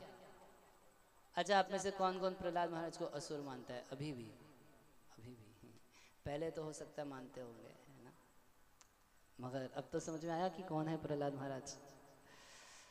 तो वो कह रहे हैं हम तो असुर हैं, तमोगुण में रहते हैं। देवता लोग हैं बड़े बड़े, हमेशा आपकी सेवा में रहते हैं, बड़ा पोस्ट संभाले हैं, बड़ा मैनेजमेंट करते हैं, सतोगुण में रहते हैं। तो आप समस्त जगत के उत्थान के लिए, सबको सुख देने के लिए अवतार लेते हैं। यानी विक्रीडितम भगवतो रुचिरा बता रही, आप तो रुचिकर अवतार लेते हैं। रुचिकर मतलब जो प्लीजिंग हो, अच्छे लगे, सुख दें। और ये भयानक रूप का एक को आप करके रखे है, एकदम डरावना नरसिंहदेव जैसा। कह रहे हैं अब आपको ये जो रूप है, इतना क्रोध की जो अवस्था है, आप इसको शांत कर लीजिए। यत् यच्छ मन्युसुरस्य हतस्तयाद्य मोदित साधुरपि विचिक्ष सर्प हत्या। कह रहे हैं कि कोई अगर सांप हो और सांप का कोई मर्डर कर दे, सांप को कोई मार दे, तो साधु लोग भी खुश होते हैं। क्यों खुश होते हैं? क्योंकि वो सांप बेवजह हो सकता है बहुतों को मारता होगा, तंग करता होगा, सताता होगा। तो कोई व्यक्ति जो बहुतों को परेशान करके रखता है, सताता है, जहर फैलाता है, तो ऐसे व्यक्ति को मार दिया जाए तो साधु भी खुश होते हैं कि भाई साधु को तो सबके प्रति समान होना चाहिए, है ना, सबसे प्रेम करना चाहिए।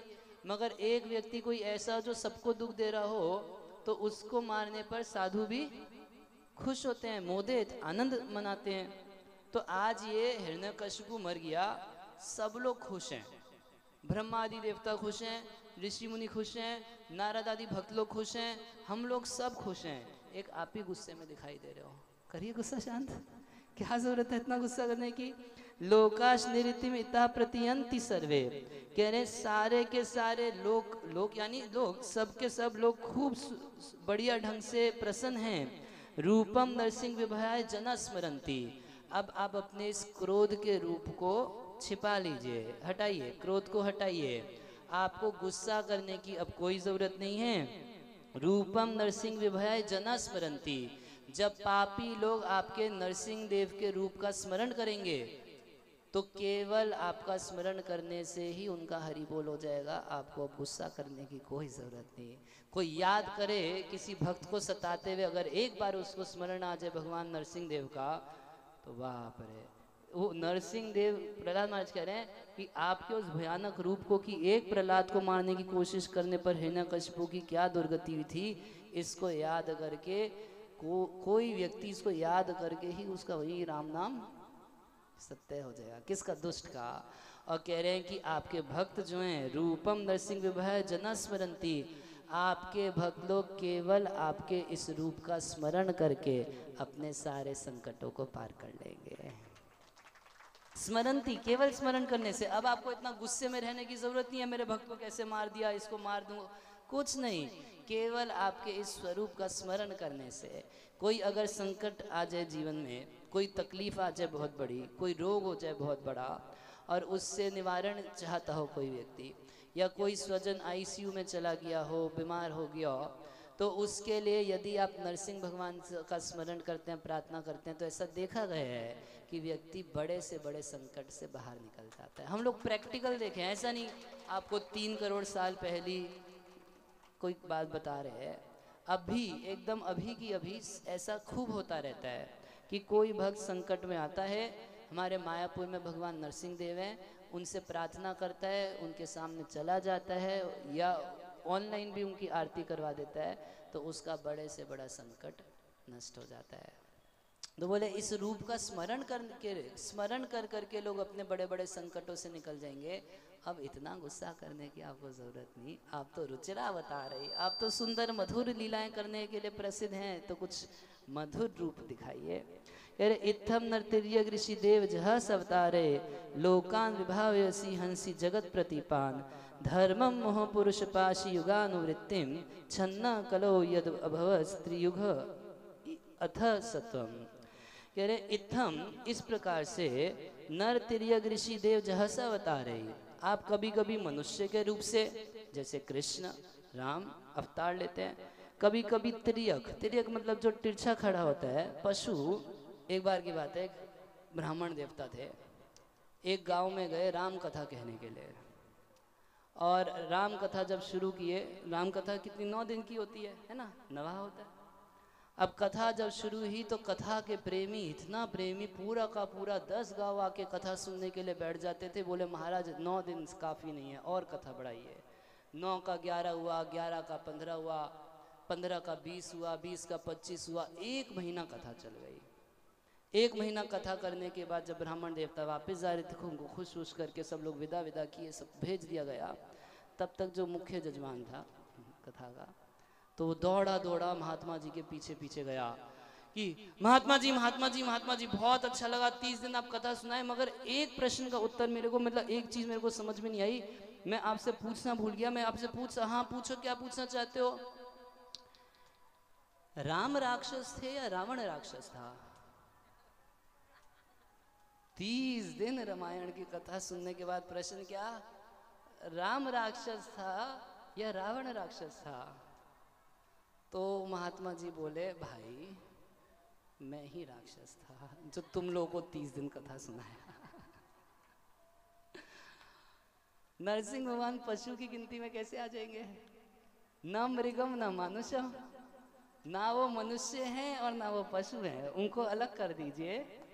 पशु के जैसा भगवान ने वराह रूप धारण किया, सुअर के रूप से हुए। कह रहे इत्थम नर तिर्यग ऋषि, कभी कभी भगवान ऋषियों के रूप में भी आते हैं, जैसे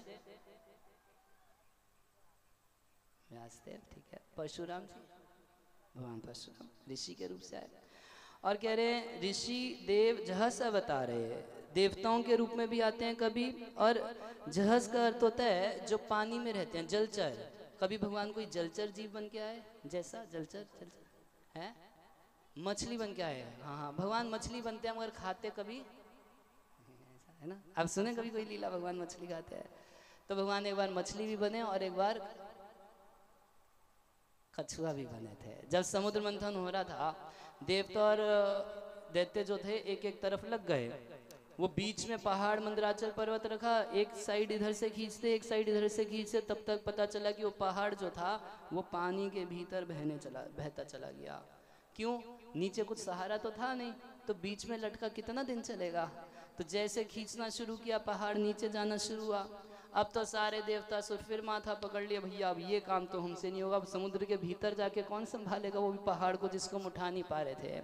तब तक सबके देखते ही देखते भगवान एक कछुए का रूप धारण किए, उस समुद्र के भीतर डाइव मारे, और डाइव मार के इधर ऐसे मंदराचल पर्वत है, ऐसे पर्वत ऐसे ऐसे पर्वत है, और इसके नीचे जाके ऐसे भगवान टिका गए। अब तो मंदराचल पर्वत टिक गया, ऊपर आ गया, देवता असुर दोनों समुद्र मंथन करने लगे। और आप समझ रहे हैं, पत्थर जो पहाड़ है उसके नीचे ऐसे थोड़ा थोड़ा पेना पेना चोटी जैसा निकलेगा ना, तो जब वो भगवान की पीठ पे ऐसे ऐसे रगड़ा जा रहा था तो कितना कष्ट होना चाहिए। मगर सुखदेव गोस्वामी कहते हैं जब वो मंदराचल पर्वत भगवान की पीठ पे ऐसे रगड़ रहा था तो भगवान को ऐसा महसूस हो रहा था कि कोई पीठ खुजला रहा है ऐसे ऐसे, और सो गए चैन से। कोई छोटा बच्चा होता है नहीं सो रहा होता तो माँ क्या करती है, ऐसे ऐसे उसको कडलिंग करती है, थोड़ी पीठ खुजलाती है तो धीरे धीरे धीरे धीरे धीरे सो जाता है। तो इतना भारी मंदराचल पर्वत भगवान की पीठ पे रगड़ा जा रहा था तो भगवान को कैसा महसूस हो रहा था, कोई पीठ खुजला रहा है, चैन की नींद सो गए। हमारे प्रभुपाद जी कहा करते थे कि जो लोग आज की डेट में नकली भगवान बनते हैं तो भगवान के ऊपर तो इतना भारी पर्वत जब रगड़ा जा रहा था तो चैन से सो गए, और ऐसे लोगों की पीठ पे कभी थोड़ा 1 क्विंटल बोरा रगड़ के थोड़ा चेक करना चाहिए कि कितना चैन से सो जाएंगे भगवान जी। किसी को भी यूं ही भगवान नहीं मान लेना चाहिए। शास्त्रों में बताया कि कौन भगवान है और कौन भगवान नहीं है। तो शास्त्रों के अनुसार, भागवत के अनुसार, वेदों के अनुसार किसी को भगवान स्वीकार किया जाता है, अवतार स्वीकार किया जाता है। नहीं तो आज की स्थिति ऐसी है कि हर पान की दुकान पे एक नया भगवान मिल जाता है ना?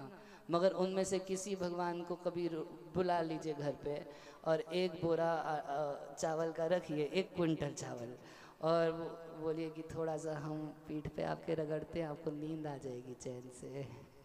तो नींद नहीं आएगी, उसको हमेशा के लिए नींद आ जाएगी, पता चल जाएगा कितना भगवान है। तो भगवान कभी कभी जल के भीतर पशुओं की तरह भी अवतार लिए।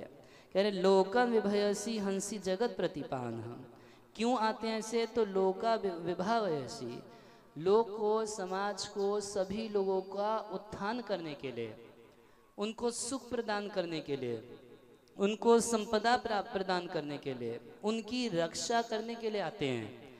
और हंसी जगत प्रतिपान, और जो लोगों को सता रहे होते हैं, दुख दे रहे होते हैं, बड़े बड़े राजा होते हैं कई बार, जैसे कंस था, हिरण्यकशिपु था, दुर्योधन था, तो ये सारे जो है, तो जब जो लोगों को सताते हैं, दुख देते हैं, तो हंसी इनकी हत्या करने के लिए भगवान बहुत प्रकार से प्रकट होते हैं। और तीसरा काम क्या करते हैं?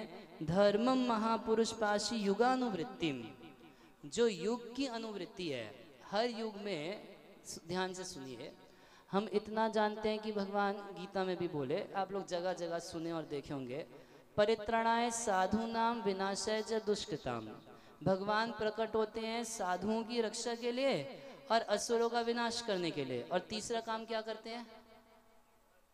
है धर्म संस्थापनार्थाय संभवामि युगे युगे। नहीं सुने आप लोग? अरे टीवी पे महाभारत भी नहीं देखे आप लोग सबके नेटफ्लिक्स पे मूवी देखते रहते हैं। क्या देखते हैं? तो क्या है? धर्म संस्थापनार्थाय संभवामि युगे युगे। युग युग में आते हैं, सब युग में आते हैं। क्या करने के लिए? धर्म की स्थापना करने के लिए। प्रहलाद महाराज कुछ और बढ़िया ढंग से कह रहे हैं धर्मम महापुरुष पाशी युगानुवृत्तिम। हर युग में आते हैं, उस युग का जो धर्म होता है उसकी स्थापना के लिए। देखिए, भगवान को पाने का हर युग में एक अलग जुगाड़ होता है। वृत्ति, वृत्ति समझते हैं? वृत्ति मतलब पैसा कमाते हैं, वो हमारा शरीर पालन का एक जुगाड़ है ना, उपाय है। ऐसे भगवान को पाने के लिए अनुवृत्ति, क्या वृत्ति, क्या उपाय करेंगे जिससे भगवान को पा जाएं। तो सतयुग में ध्यान लगाया जाता था भगवान का। ध्यान की विधि किस युग के लिए है? सतयुग के लिए। सतयुग में चित्त एकदम शांत होता है। ये सब फैक्ट्रियों का धुआं, फैक्ट्री, ये मोटर कार, ये वो कुछ नहीं होता, सब एकदम शांत होता है। लोगों का मन भी बड़ा शांत होता है। अभी तो लोगों का मन कितना शांत है ना, एक एक मिनट में पता चल जाता है कि मन कितना शांत है, सबको पता चल जाता है। तो सतयुग में बहुत शांति रहती है, चित्त पवित्र रहता है।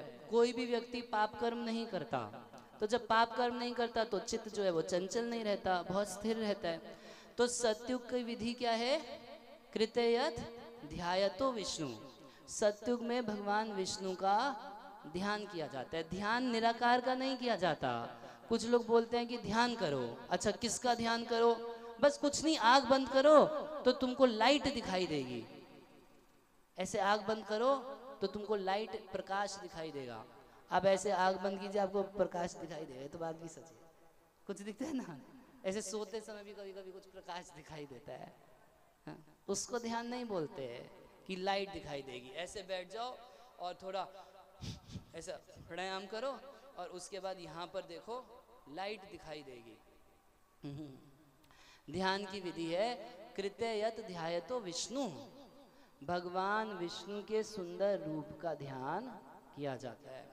नारद जी छोटे से ध्रुव महाराज को बताए कि जाके वृंदावन में जाके भगवान विष्णु का ध्यान करना। प्रसाद अभिमुखम शश्वत प्रसन्न वदन एक क्षणम सुखम सुनासम चारु कपोल सुर सुंदरम। भगवान का ध्यान करना। उनकी चार भुजाएं हैं, खाली हाथ आए थे खाली हाथ ऐसा नहीं, भगवान तो हमेशा हाथ में कुछ रखते हैं। शंख चक्र गदा पद्म बहुत कुछ आयुध रखते हैं अपने हाथ में, देखने में बड़े सुंदर हैं। अच्छा, क्या भगवान हमेशा ऐसे दुखी रहते हैं? हाय हाय, लक्ष्मी नाराज होकर चली गई, बताओ भाई। कभी नहीं। या उनके घर में कोई मर जाए, मातम मनाने के लिए मुंह लटका के बैठे हैं, ऐसा नहीं। कहना प्रसन्न वदन एक क्षणम, भगवान हमेशा मुस्कुराते रहते हैं, ऐसा ध्यान करना। क्या भगवान एक नंबर के कंजूस व्यक्ति हैं, किसी को कुछ देना नहीं चाहते? कह रहे नहीं नहीं नहीं, प्रसाद अभिमुखम शश्वत, वो हमेशा कुछ देने के लिए उतारू रहते हैं, ऐसे भगवान का ध्यान करना। उनकी बहुत सुंदर गाल हैं, उनकी बहुत सुंदर नासिका, सुनासनम, उनकी टेढ़ी नाक नहीं है, इधर से टेढ़ी इधर उठी, ऐसे ड्रैकुला जैसी ऐसी नाक नहीं है भगवान की।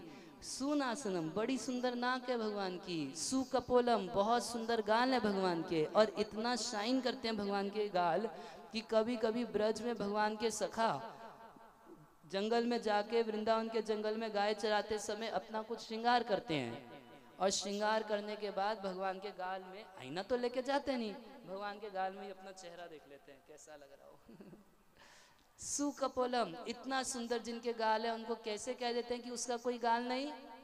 इतना सुंदर जिसकी कमल के समान आंख है। भगवान की आंख हम लोग की तो छोटी बंदर जैसी इतनी सी आंख है, भगवान की आंख कमल के पत्ते जैसी इतनी लंबी चौड़ी आंख होती है, ऐसे कमल के पत्ते जैसी आंख होती, कान तक खिंची हुई, जिसकी इतने सुंदर नेत्र हैं। कमल लोचन है जो, ऐसे कमल लोचन को कह देते हैं उसकी आंख नहीं है, काना है वो, अंधा अंधा है वो, कैसे कह देते हैं?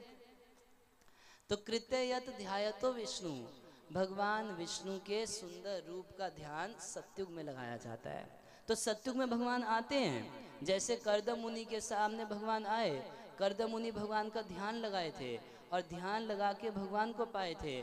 भगवान उनके सामने प्रकट हुए शुक्ल वर्ण में और उनकी प्रशंसा किए, बहुत बढ़िया, सतयुग चल रहा है, तुम ध्यान लगाए, सतयुग में ध्यान के द्वारा ही मुझे पाया जाता है, बहुत अच्छा काम किए।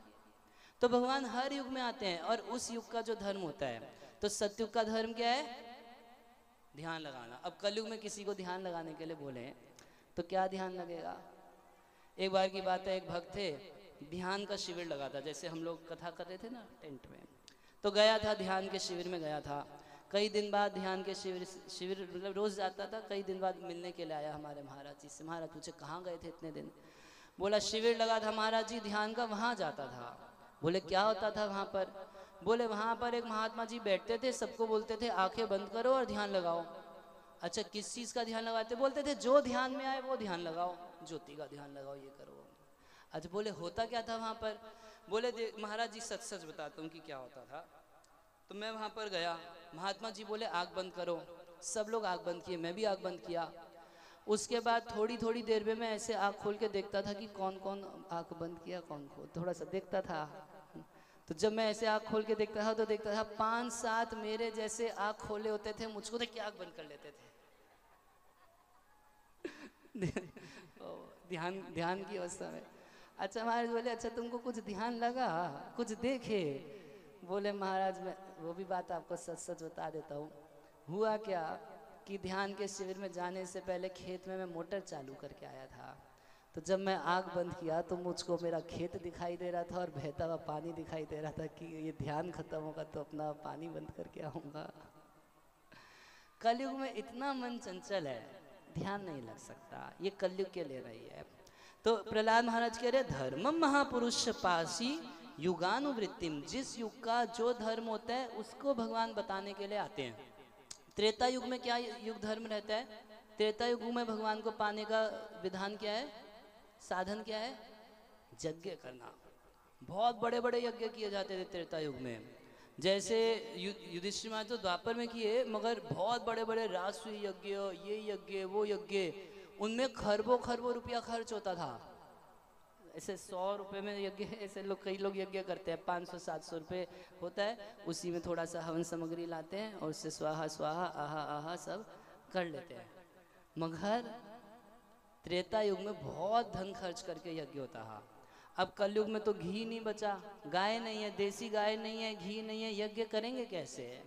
और ऐसे मंत्रोच्चारण करने वाले ब्राह्मण थे त्रेता युग में कि वो मंत्र का उच्चारण करेंगे, जैसे आवाहन करेंगे इंद्र का, तो साक्षात इंद्र को आके वहां पर बैठना पड़ेगा। जब आवाहन करेंगे चंद्र देव का, तो चंद्र को आके वहां बैठना पड़ेगा। मगर अब तो ऐसा नहीं रहा ना, कोई कर सकता है ऐसा? कोई नहीं कर सकता। तो त्रेता युग में बड़े बड़े यज्ञ करने की विधि थी, तो भगवान आके उस समय युग धर्म यज्ञ करने के लिए सबको बताते थे। फिर द्वापर युग में बहुत बड़े बड़े मंदिर बना के भगवान की पूजा करने की विधि होती है, कि बहुत बड़े बड़े मंदिर बनाए जाते थे और इसमें भगवान की पूजा अर्चना की जाती थी। भगवान को सब कुछ रियल ऑफर किया जाता था। अभी तो अगरबत्ती क्या है, बस उसके ऊपर कौन सा केमिकल डाल देते हैं, वही है। धूप भी नहीं बची, आप सोचिए, हालांकि वो भी प्योर चीज़ नहीं है पूरा पूरा, मगर वो भी अब खत्म हो चुकी है। क्या पूजा करेंगे?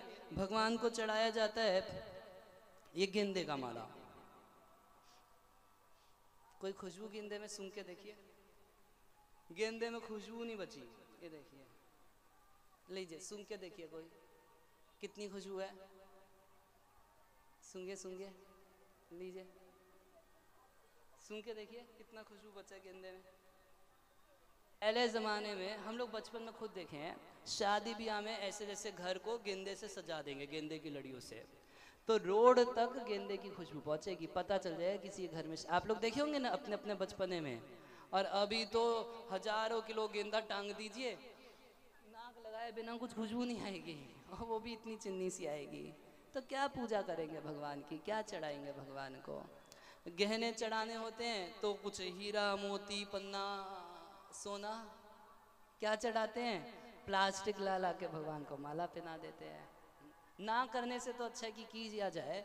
मगर द्वापर युग में नियम था कि बहुत बड़े बड़े मंदिर बना के बहुत ऐश्वर्य से भगवान की पूजा की जाती थी, बहुत सामान लगा के बहुत बड़ा आयोजन कर करके भगवान की पूजा अर्चना की जाती थी। और कलयुग में भगवान को पाने की क्या विधि है? कलो तद केशव कीर्तनात्। कलयुग में भगवान कृष्ण का कीर्तन करके भगवान को पाया जाता है। हरे कृष्णा कृष्णा कृष्णा हरे हरे, हरे राम राम राम हरे हरे। तो भगवान ऐसा नहीं कि अवतार लेके हिंदू धर्म, मुस्लिम धर्म, सिख धर्म, ईसाई धर्म ये सिखाते हैं, ऐसा नहीं करते हैं। भगवान जब प्रकट होते हैं सतयुग में ध्यान करना सिखाते हैं, त्रेता युग में यज्ञ करना सिखाते हैं, द्वापर युग में मंदिर में पूजा करना सिखाते हैं, और छन्नौ कलहु यद अभवस् त्रियुगोऽथ सत्वम। कलयुग में भगवान छिप के आते हैं, भक्त के रूप में आते हैं, चैतन्य महाप्रभु के रूप से आके कलयुग का युग धर्म हरि नाम संकीर्तन सिखाते हैं।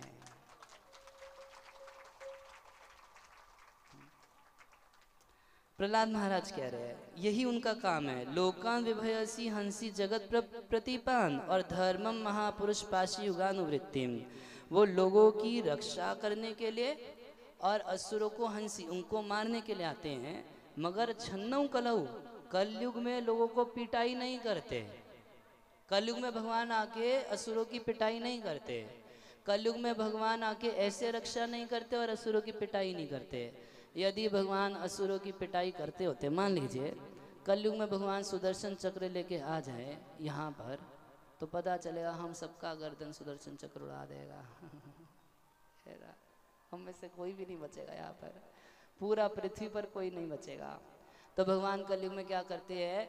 भगवान कलयुग में नाम के रूप में आए हैं। कली काले नाम रूप है कृष्ण अवतार। कलयुग में नाम के रूप में आके क्या करते हैं? जो भगवान का नाम लेता है भगवान उसके हृदय के सारे असुरों को मार देते हैं। हरे कृष्णा हरे हरे, हरे राम राम राम हरे हरे। इस तरीके से भगवान क्या करते हैं? हमारी रक्षा भी करते हैं और असुरों को मारते भी हैं और धर्म की स्थापना भी करते हैं। हर युग में, हर अवतार में ऐसा करते हैं। कभी मनुष्य बनते हैं, कभी वराह के रूप से आए, कभी कछुए के रूप से आए। सब रूपों में क्या किए? यही 3 काम किए। नर के रूप से आए, जब राम जी के रूप से आए तो एक ही बाण में तारका राक्षसी उठ सखी ना पड़ी की पड़ी रह गई। मिथिला की स्त्रियां बोल रही हैं, गीत गा रही हैं, तो कह रही हैं कि एक ही बाण में ताड़का राक्षसी, एक ही बाण मारे ताड़का राक्षसी क्या उठ सखी ना पड़ी की पड़ी रह गई।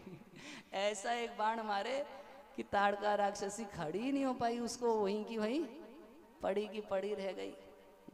अनेक असुरों का वध किए भगवान राम के रूप से आके। रावण का वध किए, कुंभकर्ण का वध किए, कितने असुरों का वध किए। और कृष्ण भी क्या किए? आके बहुत असुरों का वध किए। जब भगवान श्री कृष्ण कंस के कारागार में जन्म लिए तो उस समय भगवान बोले अपने माता पिता वसुदेव देवकी को कि आपको कंस से बहुत डर है तो आप मुझको गोकुल छोड़ाइए। तो वसुदेव जी गोकुल छोड़ाए कृष्ण को और लेके आ गए यशोदा की बेटी को वापस कारागार में, जेल में। अब हुआ क्या? कंस को सूचना मिली, जैसे ही बच्चा रोना शुरू किया कंस को सूचना मिली देवकी को 8वां संतान हो गया। अब गिरते पड़ते कैसे कैसे, कंस तो बड़ा भयभीत था, चल रहा था, आगे चलता था, इधर खंबे से टकरा जाता था, कभी पैर फिसल, गिरते पड़ते कैसे कैसे जेल में पहुंचा। तब वहां जाके देखा तो वो तो लड़का नहीं लड़की थी। तब मन में सोचा कि वो जो आकाशवाणी हुई थी उसमें लड़का लड़की तो कुछ बताया नहीं था, बस ये बोला था देवकी का 8वां गर्भ तेरा वध करेगा, तो यही होगा मेरा काल, होगी यही होगी मेरी काली। काली तो थी वो, दुर्गा जी ही थी वो, यही है मेरा काल। ऐसा सोच के उस छोटी सी बच्ची को हाथ में उठा लिया और देवकी बोल रही है भाई इसको छोड़ दो, देखो इससे तुमको कोई बहुत कुछ समझाई मगर किसी तरह मानने को तैयार नहीं हुआ। कंस लिया और तुरंत एक चट्टान पे दे के मारने लगा। तो जैसे ही दुर्गा जी को, उस बच्ची को उठा के चट्टान पे फेंकने लगा तो नीचे जाने की जगह ऐसे एकदम ऊपर चढ़ गई और देवी दुर्गा के रूप में हो गई और बोली अरे मूर्ख कंस। दुर्गा जी तो बोल सकती है ना, अरे मूर्ख कंस तू बेवजह क्यों इन बच्चों को मार रहा है? तुझे मारने वाला कहीं और जन्म ले चुका है। तो इतना दुर्गा जी बोली। कंस भी सोच में पड़ गया, अरे भाई वहां तो विष्णु विष्णु ये कोई नहीं था निकला, वो तो मेरी, कंस दुर्गा जी का भक्त था, बोला मेरी आराध्या देवी दुर्गा ही निकली। तो वसुदेव देवकी को उस दिन तो छोड़ दिया जेल से, और उसके बाद उस दिन उसका पूरा मन बदल गया, माफ़ी मांगा, दीदी माफ़ कर देना, जीजा जी माफ़ कर देना, मैं आपको बहुत सताया, आपके बच्चों को मारा, ये किया वो किया। देखिए देवता लोग भी धोखा दे देते हैं, कुछ बोलना होता है कुछ बोल जाते हैं। पता नहीं देवता लोग कैसे आकाशवाणी कर दिया कि 8वां घर मेरा काल होगा, वो तो मेरी देवी दुर्गा थी। अब ऐसे कर करके रो धो के वापस घर पहुंचा। तब सारे असुरों को बुलाया मीटिंग के लिए। तो सारे जितने भी उसके फ्रेंड्स थे, जानते हैं ना उनके फ्रेंड, उसके फ्रेंड्स का नाम क्या नाम था? कंस के फ्रेंड्स से पूतना, अघासुर, बक्कासुर, तृणावर्त, ये सारे कंस के मंत्री थे, उसके मित्र थे, यही उसका फ्रेंड सर्कल था। सारे दोस्तों को बुला लिया कि आओ बताते हैं तुमको पता है क्या हुआ, क्या हुआ? अरे उसका 8वां संतान तो मेरी आराध्या देवी दुर्गा निकली।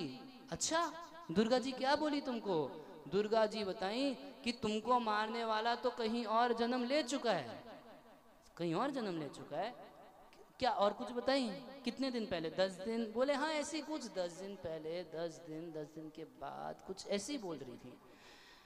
तो उसी समय तो मीटिंग चली रही थी, तब तक पूतना जो थी हाथ खड़ा की, मैं कुछ कहना चाहती हूँ। नहीं आप हाथ, आप पूतना थोड़ी ना, आप क्यों हाथ खड़ा कर रहे हैं? ध्यान से सुनिए। पूतना हाथ खड़ा की, बोली मैं कुछ कहना चाहती हूँ। हाँ बोलो क्या कहना चाहती हो?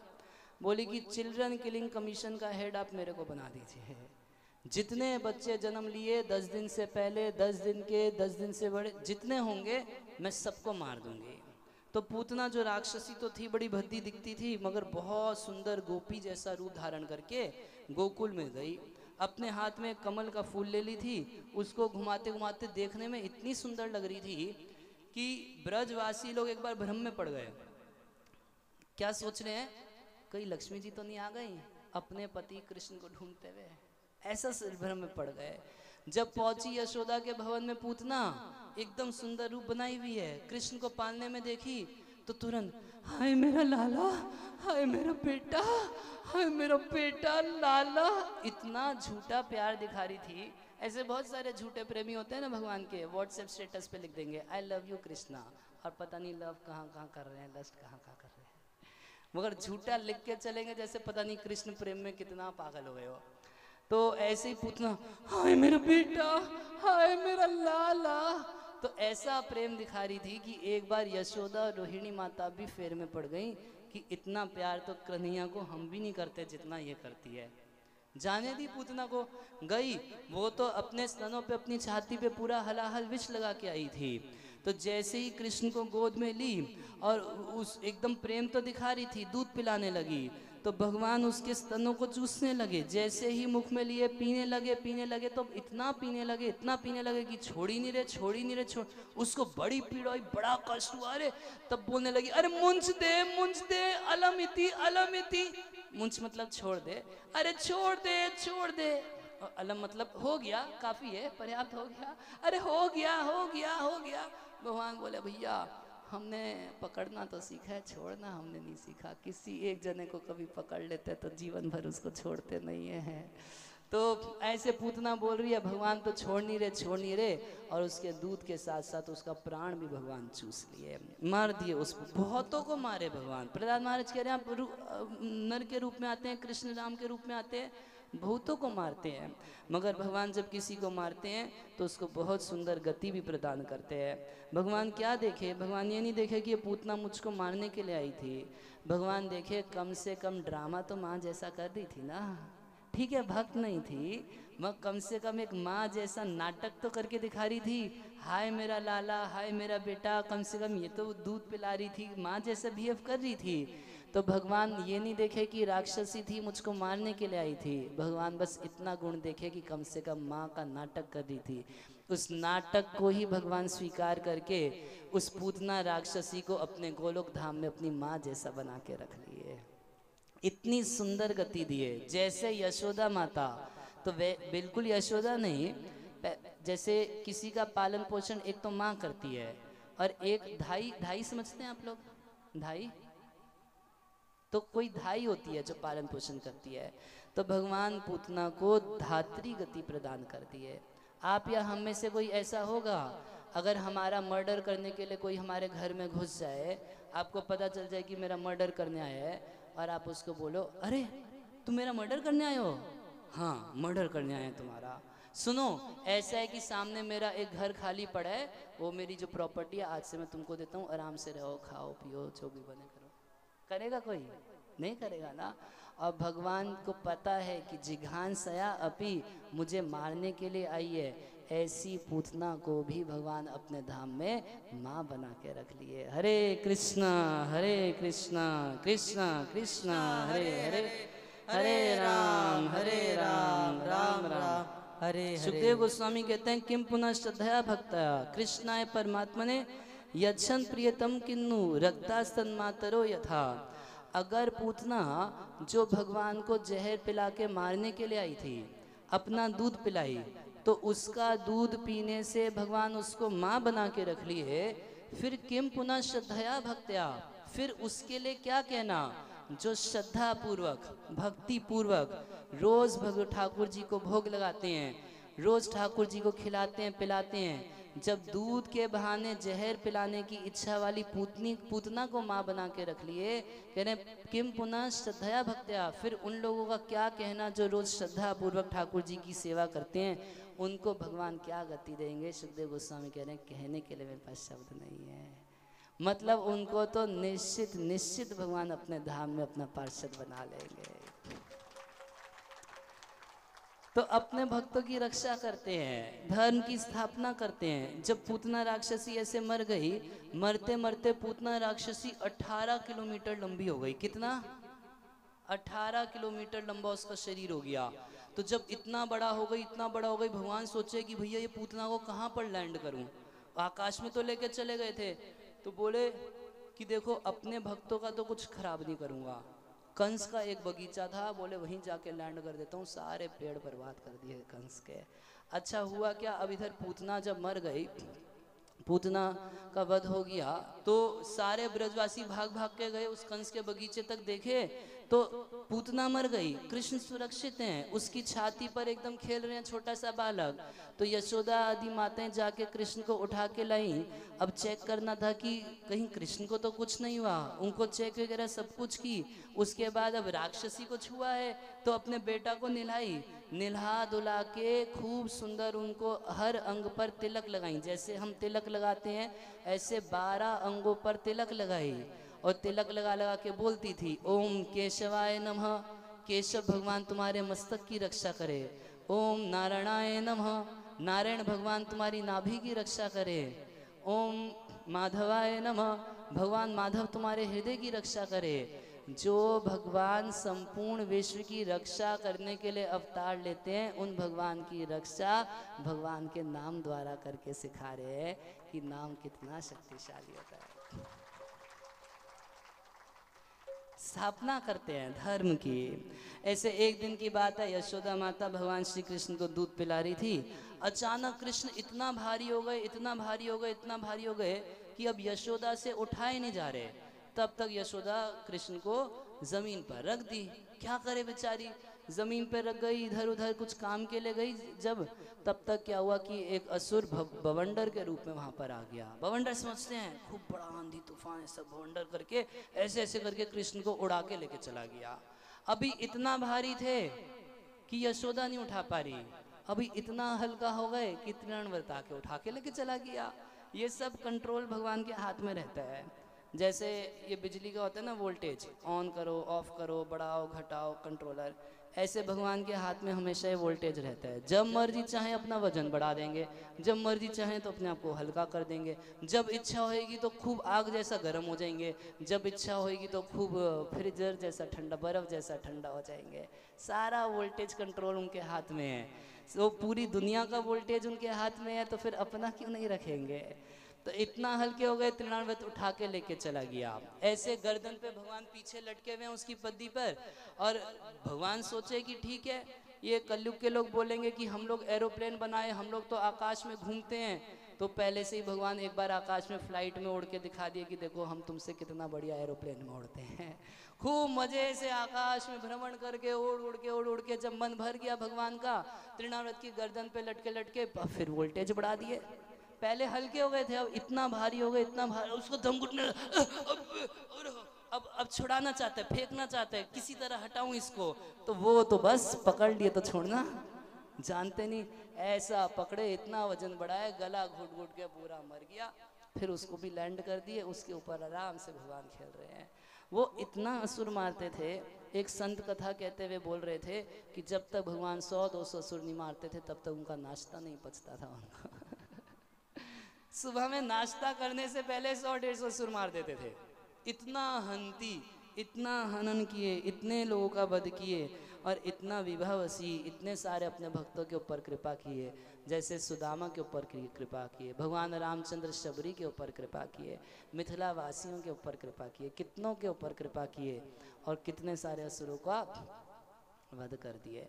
एक बार की बात है, ऐसे ही एक बकासुर नाम का असुर आया, बक के रूप। बक समझते हैं? बक मतलब क्या? बगुला। एकदम पैनी पैनी चोच उसकी। तो क्या चाहता था, कंस के यहाँ जाता था, कंस से कृष्ण कथा सुनते थे सारे के सारे। कंस सुनाता था, एक सावला सलोना है, सुंदर एकदम, बहुत सुंदर लगे, मतलब इतना सुंदर है, इतना सुंदर है, एक बार देख लोगे नजर नहीं हटा पाओगे, वो ही मेरा काल है। पहचान बताता था, बोलता था एक सावला सलोना है, एकदम बादल के जैसा घनश्याम उसका रंग है, एक बार देख लिए उसको, ज्यादा देर देख लोगे तो एकदम चुरा लेगा तुम्हारे चित्त को, देखते रह जाओगे, तब समझ लेना कि मेरा काल है। और कोई पहचान? हाँ, वो वरहा पीड़, मोर पंख धारण करके रखता है, पहचान हो जाएगी। अच्छा, कई सारे गोप बालक मोर पंख लगा लेते, अरे एक बांसुरी भी बजाता है, और बांसुरी की ध्वनि सुन ली ना तो फिर तुम वहीं के होके रह जाओगे, उसको मत सुनना। बड़ा कथा सुनाया करता था, भेजता था मेरे काल को मारना। तो बकासुर भी आया, एकदम पैनी पैनी चोच में भगवान श्री कृष्ण को पकड़ लिया। आया, पहचाना, पहचान के कृष्ण को पकड़ लिया। जब कृष्ण को पकड़ लिया तो गले के भीतर भगवान क्या किए, अब फिर वोल्टेज बढ़ाए, वजन नहीं बढ़ाए, वोल्टेज बढ़ाए मतलब गर्मी बढ़ाए। इतना गर्म, एकदम जैसे अंगारा हो, इतना गर्म हो गए। कभी कभी क्या होता है कि आप लोग तो चाय पीते हैं ना, चाय पीते हैं ना, जहाँ तो लोग चाय पीते हैं, एकदम गर्मा गर्म कोई व्यक्ति चाय पी लेता है, नहीं ध्यान दिया कि थोड़ी ठंडी होनी चाहिए, गर्मा गर्म चाय पी ले, मुंह जलने लगता है तो क्या करता है, ऐसे करता है। तो ऐसे जब मुख में इतना अंगारे जैसे भगवान गर्म हो गए तो बकासुर तुरंत बाहर निकाला। जब बाहर निकाला, थोड़ा जीभ को ठंडा किया, फिर से अपनी चोंच में कृष्ण को दबाया, तो अब दबे नहीं भगवान, वही मुख में खड़े खड़े ऐसे उसकी चोंच को 2 में टुकड़ों में फाड़ दिए, उसको मार दिए। एक आया सांप के रूप में, अघासुर बन के आया, एकदम बड़ा सा अजगर बन के आया। भगवान के सखा वृंदावन में खेल रहे थे, खेलते खेलते उस अजगर को देखे, लंबा चौड़ा उसका शरीर, ऐसे मुंह खोल के खड़ा था, और इतना उसका बड़ा मुंह था कि एक ऊपर का जो होठ था वो आकाश को छू रहा था, बादलों को छू रहा था, और नीचे जो उसका जबड़ा था वो धरती पे पड़ा था, और भीतर इतना बड़ा उसका मुख था, ऐसा लग रहा था कि कोई पहाड़ की गुफा होगी। भगवान के सखा आपस में बात कर रहे हैं कि यार अजगर लगता है। दूसरा बोला नहीं नहीं, ये तो कोई वृंदावन का कोई सुंदर पर्वत है, हम लोगों के खेलने के लिए, गेम के लिए, हम लोगों को गेम के लिए वृंदावन ने इतना सुंदर पर्वत बनाया है, गुफा है पर्वत की। और दूसरा बोला नहीं यार देखो अजगर जैसा लगता है, ये इसकी लाल लाल जीभ देख रहे हो, कितना लाल, जैसे कितनों का खून पी के। बोले अरे ऐसा नहीं यार, खून नहीं, जीभ नहीं, ये तो रोड है, एकदम लाल मिट्टी से भरी हुई रोड है। अच्छा, फिर तीसरा बोला मगर इसके मुंह से कितना बदबू आ रहा है, मैं कह रहा हूँ अजगर है, क्योंकि जो लोग आप जानते हैं ना, जो लोग मांस मच्छी खाते हैं उनके मुंह से कितना भपका मारता है। जो मांस मच्छी खाता है आप उससे फेस टू फेस बात कर सकते हैं, ऐसे एकदम फेस टू फेस, 2 गज दूरी, मास्क है जरूरी है ना, इतना बदबू आता है। भाई आप सोचिए किसी के पेट के भीतर शमशान होगा, इतने सारे पशुओं की लाशें वहां जल रही होंगी, तो अंदर से क्या अगरबत्ती की खुशबू आएगी, इतनी गंदी। ये प्याज खाने वालों के भी मुंह से कितना गंदा बदबू आता है कि सामने फेस टू फेस आदमी बात नहीं कर पाता। तो क्या कहता है, प्रभु जी थोड़ा दूर से बात कीजिए, है ना। तो बोला अरे तू देख रहे इसके मुंह से कितनी बदबू आ रही है, लगता है कि बहुत सारे पशु खाए हैं। दूसरा सखा बोलता है नहीं नहीं सुन, ये ना पहाड़ की गुफा है और गुफा के उस तरफ बहुत बड़ा जंगल है, जंगल में कभी कभी आग लग जाती है, कुछ पशु मर गए होंगे, उन्हीं की बदबू आ रही है, कोई अजगर नहीं है। अब कोई कहता है अजगर है, कोई कहता है गुफा है, कोई कहता है अजगर है, कोई कहता है गुफा है। मगर सारे सखा आपस में बात किए, अरे जब कृष्ण साथ है तो हमको क्या डर है, अभी बकासुर को मारा ना, ये बकारी जब यहाँ पर खड़ा है, अगर गुफा होगी तो हम खेल कूद के आएंगे, और अगर अजगर होगा तो जैसे बकासुर को मारा ऐसे अघासुर को भी मार देगा। तो सारे के सारे सखा भगवान का नाम ले लेके ताली बजा बजा के और उस अघासुर के मुख के भीतर चले गए। ताली बजा रहे हैं हाथ से, अरे है तो कृष्ण तो है, कृष्ण तो है, ताली बजाए कृष्ण कृष्ण कृष्ण, बकारी बकारी मुरारी, ऐसे नाम भगवान का ले लेके उस अघासुर के मुख के भीतर चले गए। सारे सखा चले गए, इधर कृष्ण बाहर खड़े हैं, वो रोकना चाहते हैं, अरे रुको क्या कर रहे हो, वो तो असुर है, वो खा जाएगा मार देगा, और कोई सुनने वाला नहीं है, सारे ताली बजा बजा के अघासुर के मुख के भीतर चले गए। अब भगवान एक बार सोच में पड़े क्या करूं, कैसे अपने भक्तों को बचाऊं। तो काम तो वही दोनों करने हैं, लोकान विभव ऐसी हंसी जगत प्रतिपान, अपने भक्त लोगों को बचाना है, और हंसी प्रतिपान जो दुख देते हैं भक्तों को और बाकी लोगों को भी, उनको हंसी उनको मारना है। तो भगवान भी क्या किए, अब अघासुर सबको मुंह के भीतर ले लिया मगर मुंह बंद नहीं किया। क्यों? क्योंकि उसको तो कंस का शत्रु कृष्ण को खाना था ना। इंतजार किया, अभी तक वो सावला वाला नहीं आया। तो भगवान बोले ठीक है तो हम भी चलते हैं। तो भगवान उस अघासुर के मुख के भीतर गए, मुख के भीतर गए और क्या किए, जैसे ही अब मुंह बंद करके निगलने लगा तो भगवान अपना एक वोल्टेज दूसरे तरीके से बढ़ाए। पहले क्या बढ़ाए थे? गरम। उससे पहले क्या बढ़ाए थे? वजन। और अब क्या बढ़ाए? आकार, लेंथ और ब्रेथ थोड़ा सा बढ़ाए। बोले साइज भी तो है ना। भगवान अब एकदम इतना बड़ा साइज कर लिए, उसके कंठ के भीतर इतने बड़े हो गए, इतने कि उसका गला, अब तो सांस नहीं आ रहा, प्राण एकदम रुकने लगे। और उसके प्राण जब एकदम अवरुद्ध हो गए तो यहाँ से उसका भ्रमरंध्र फाड़ के उसकी आत्मा बाहर चली गई। मुख तो फट ही गया था तब तक। तो भगवान कृष्ण, उनके सारे सखा गाय जो अंदर गए थे सब बाहर आए, और सबके देखते देखते अघासुर की आत्मा भगवान श्री कृष्ण के चरणों के अंदर लीन हो गई। तो इस तरीके से भगवान अघासुर को मारे। एक आचार्य लिखते हैं कि भाई भगवान अघासुर को मारे, उसके बाद कोई बोले भाई ऐसा क्यों कि अघासुर को क्यों मारे। तो भगवान बोलते हैं अरे अघासुर, मैं तुझको नहीं मारा, मेरी कोई गलती नहीं भाई, मैं तो तेरे गले के भीतर गया था और तेरे प्राणों को रोक रहा था कि रुक जा हम लोग दोस्ती करेंगे। तेरे प्राण रुके ही नहीं, वो निकल गए। आप किसी के प्राण रोकोगे तो निकल ही जाएंगे ना। अनेकों को मारे, अनेकों की पिटाई किए, कालिया नाग की पिटाई किए, केसी दैत्य को मारे, कंस को मारे, अपने मामा को जाके मारे। क्यों मामा को मारे? कई लोग बोलते हैं कैसा भगवान ने अपने मामा को मार दिए, मगर ये नहीं देखते कि मामा ने कितना भांजों को मार दिया। तो ऐसे दुष्ट कंस मामा को भी मारे क्योंकि पिटने लायक था।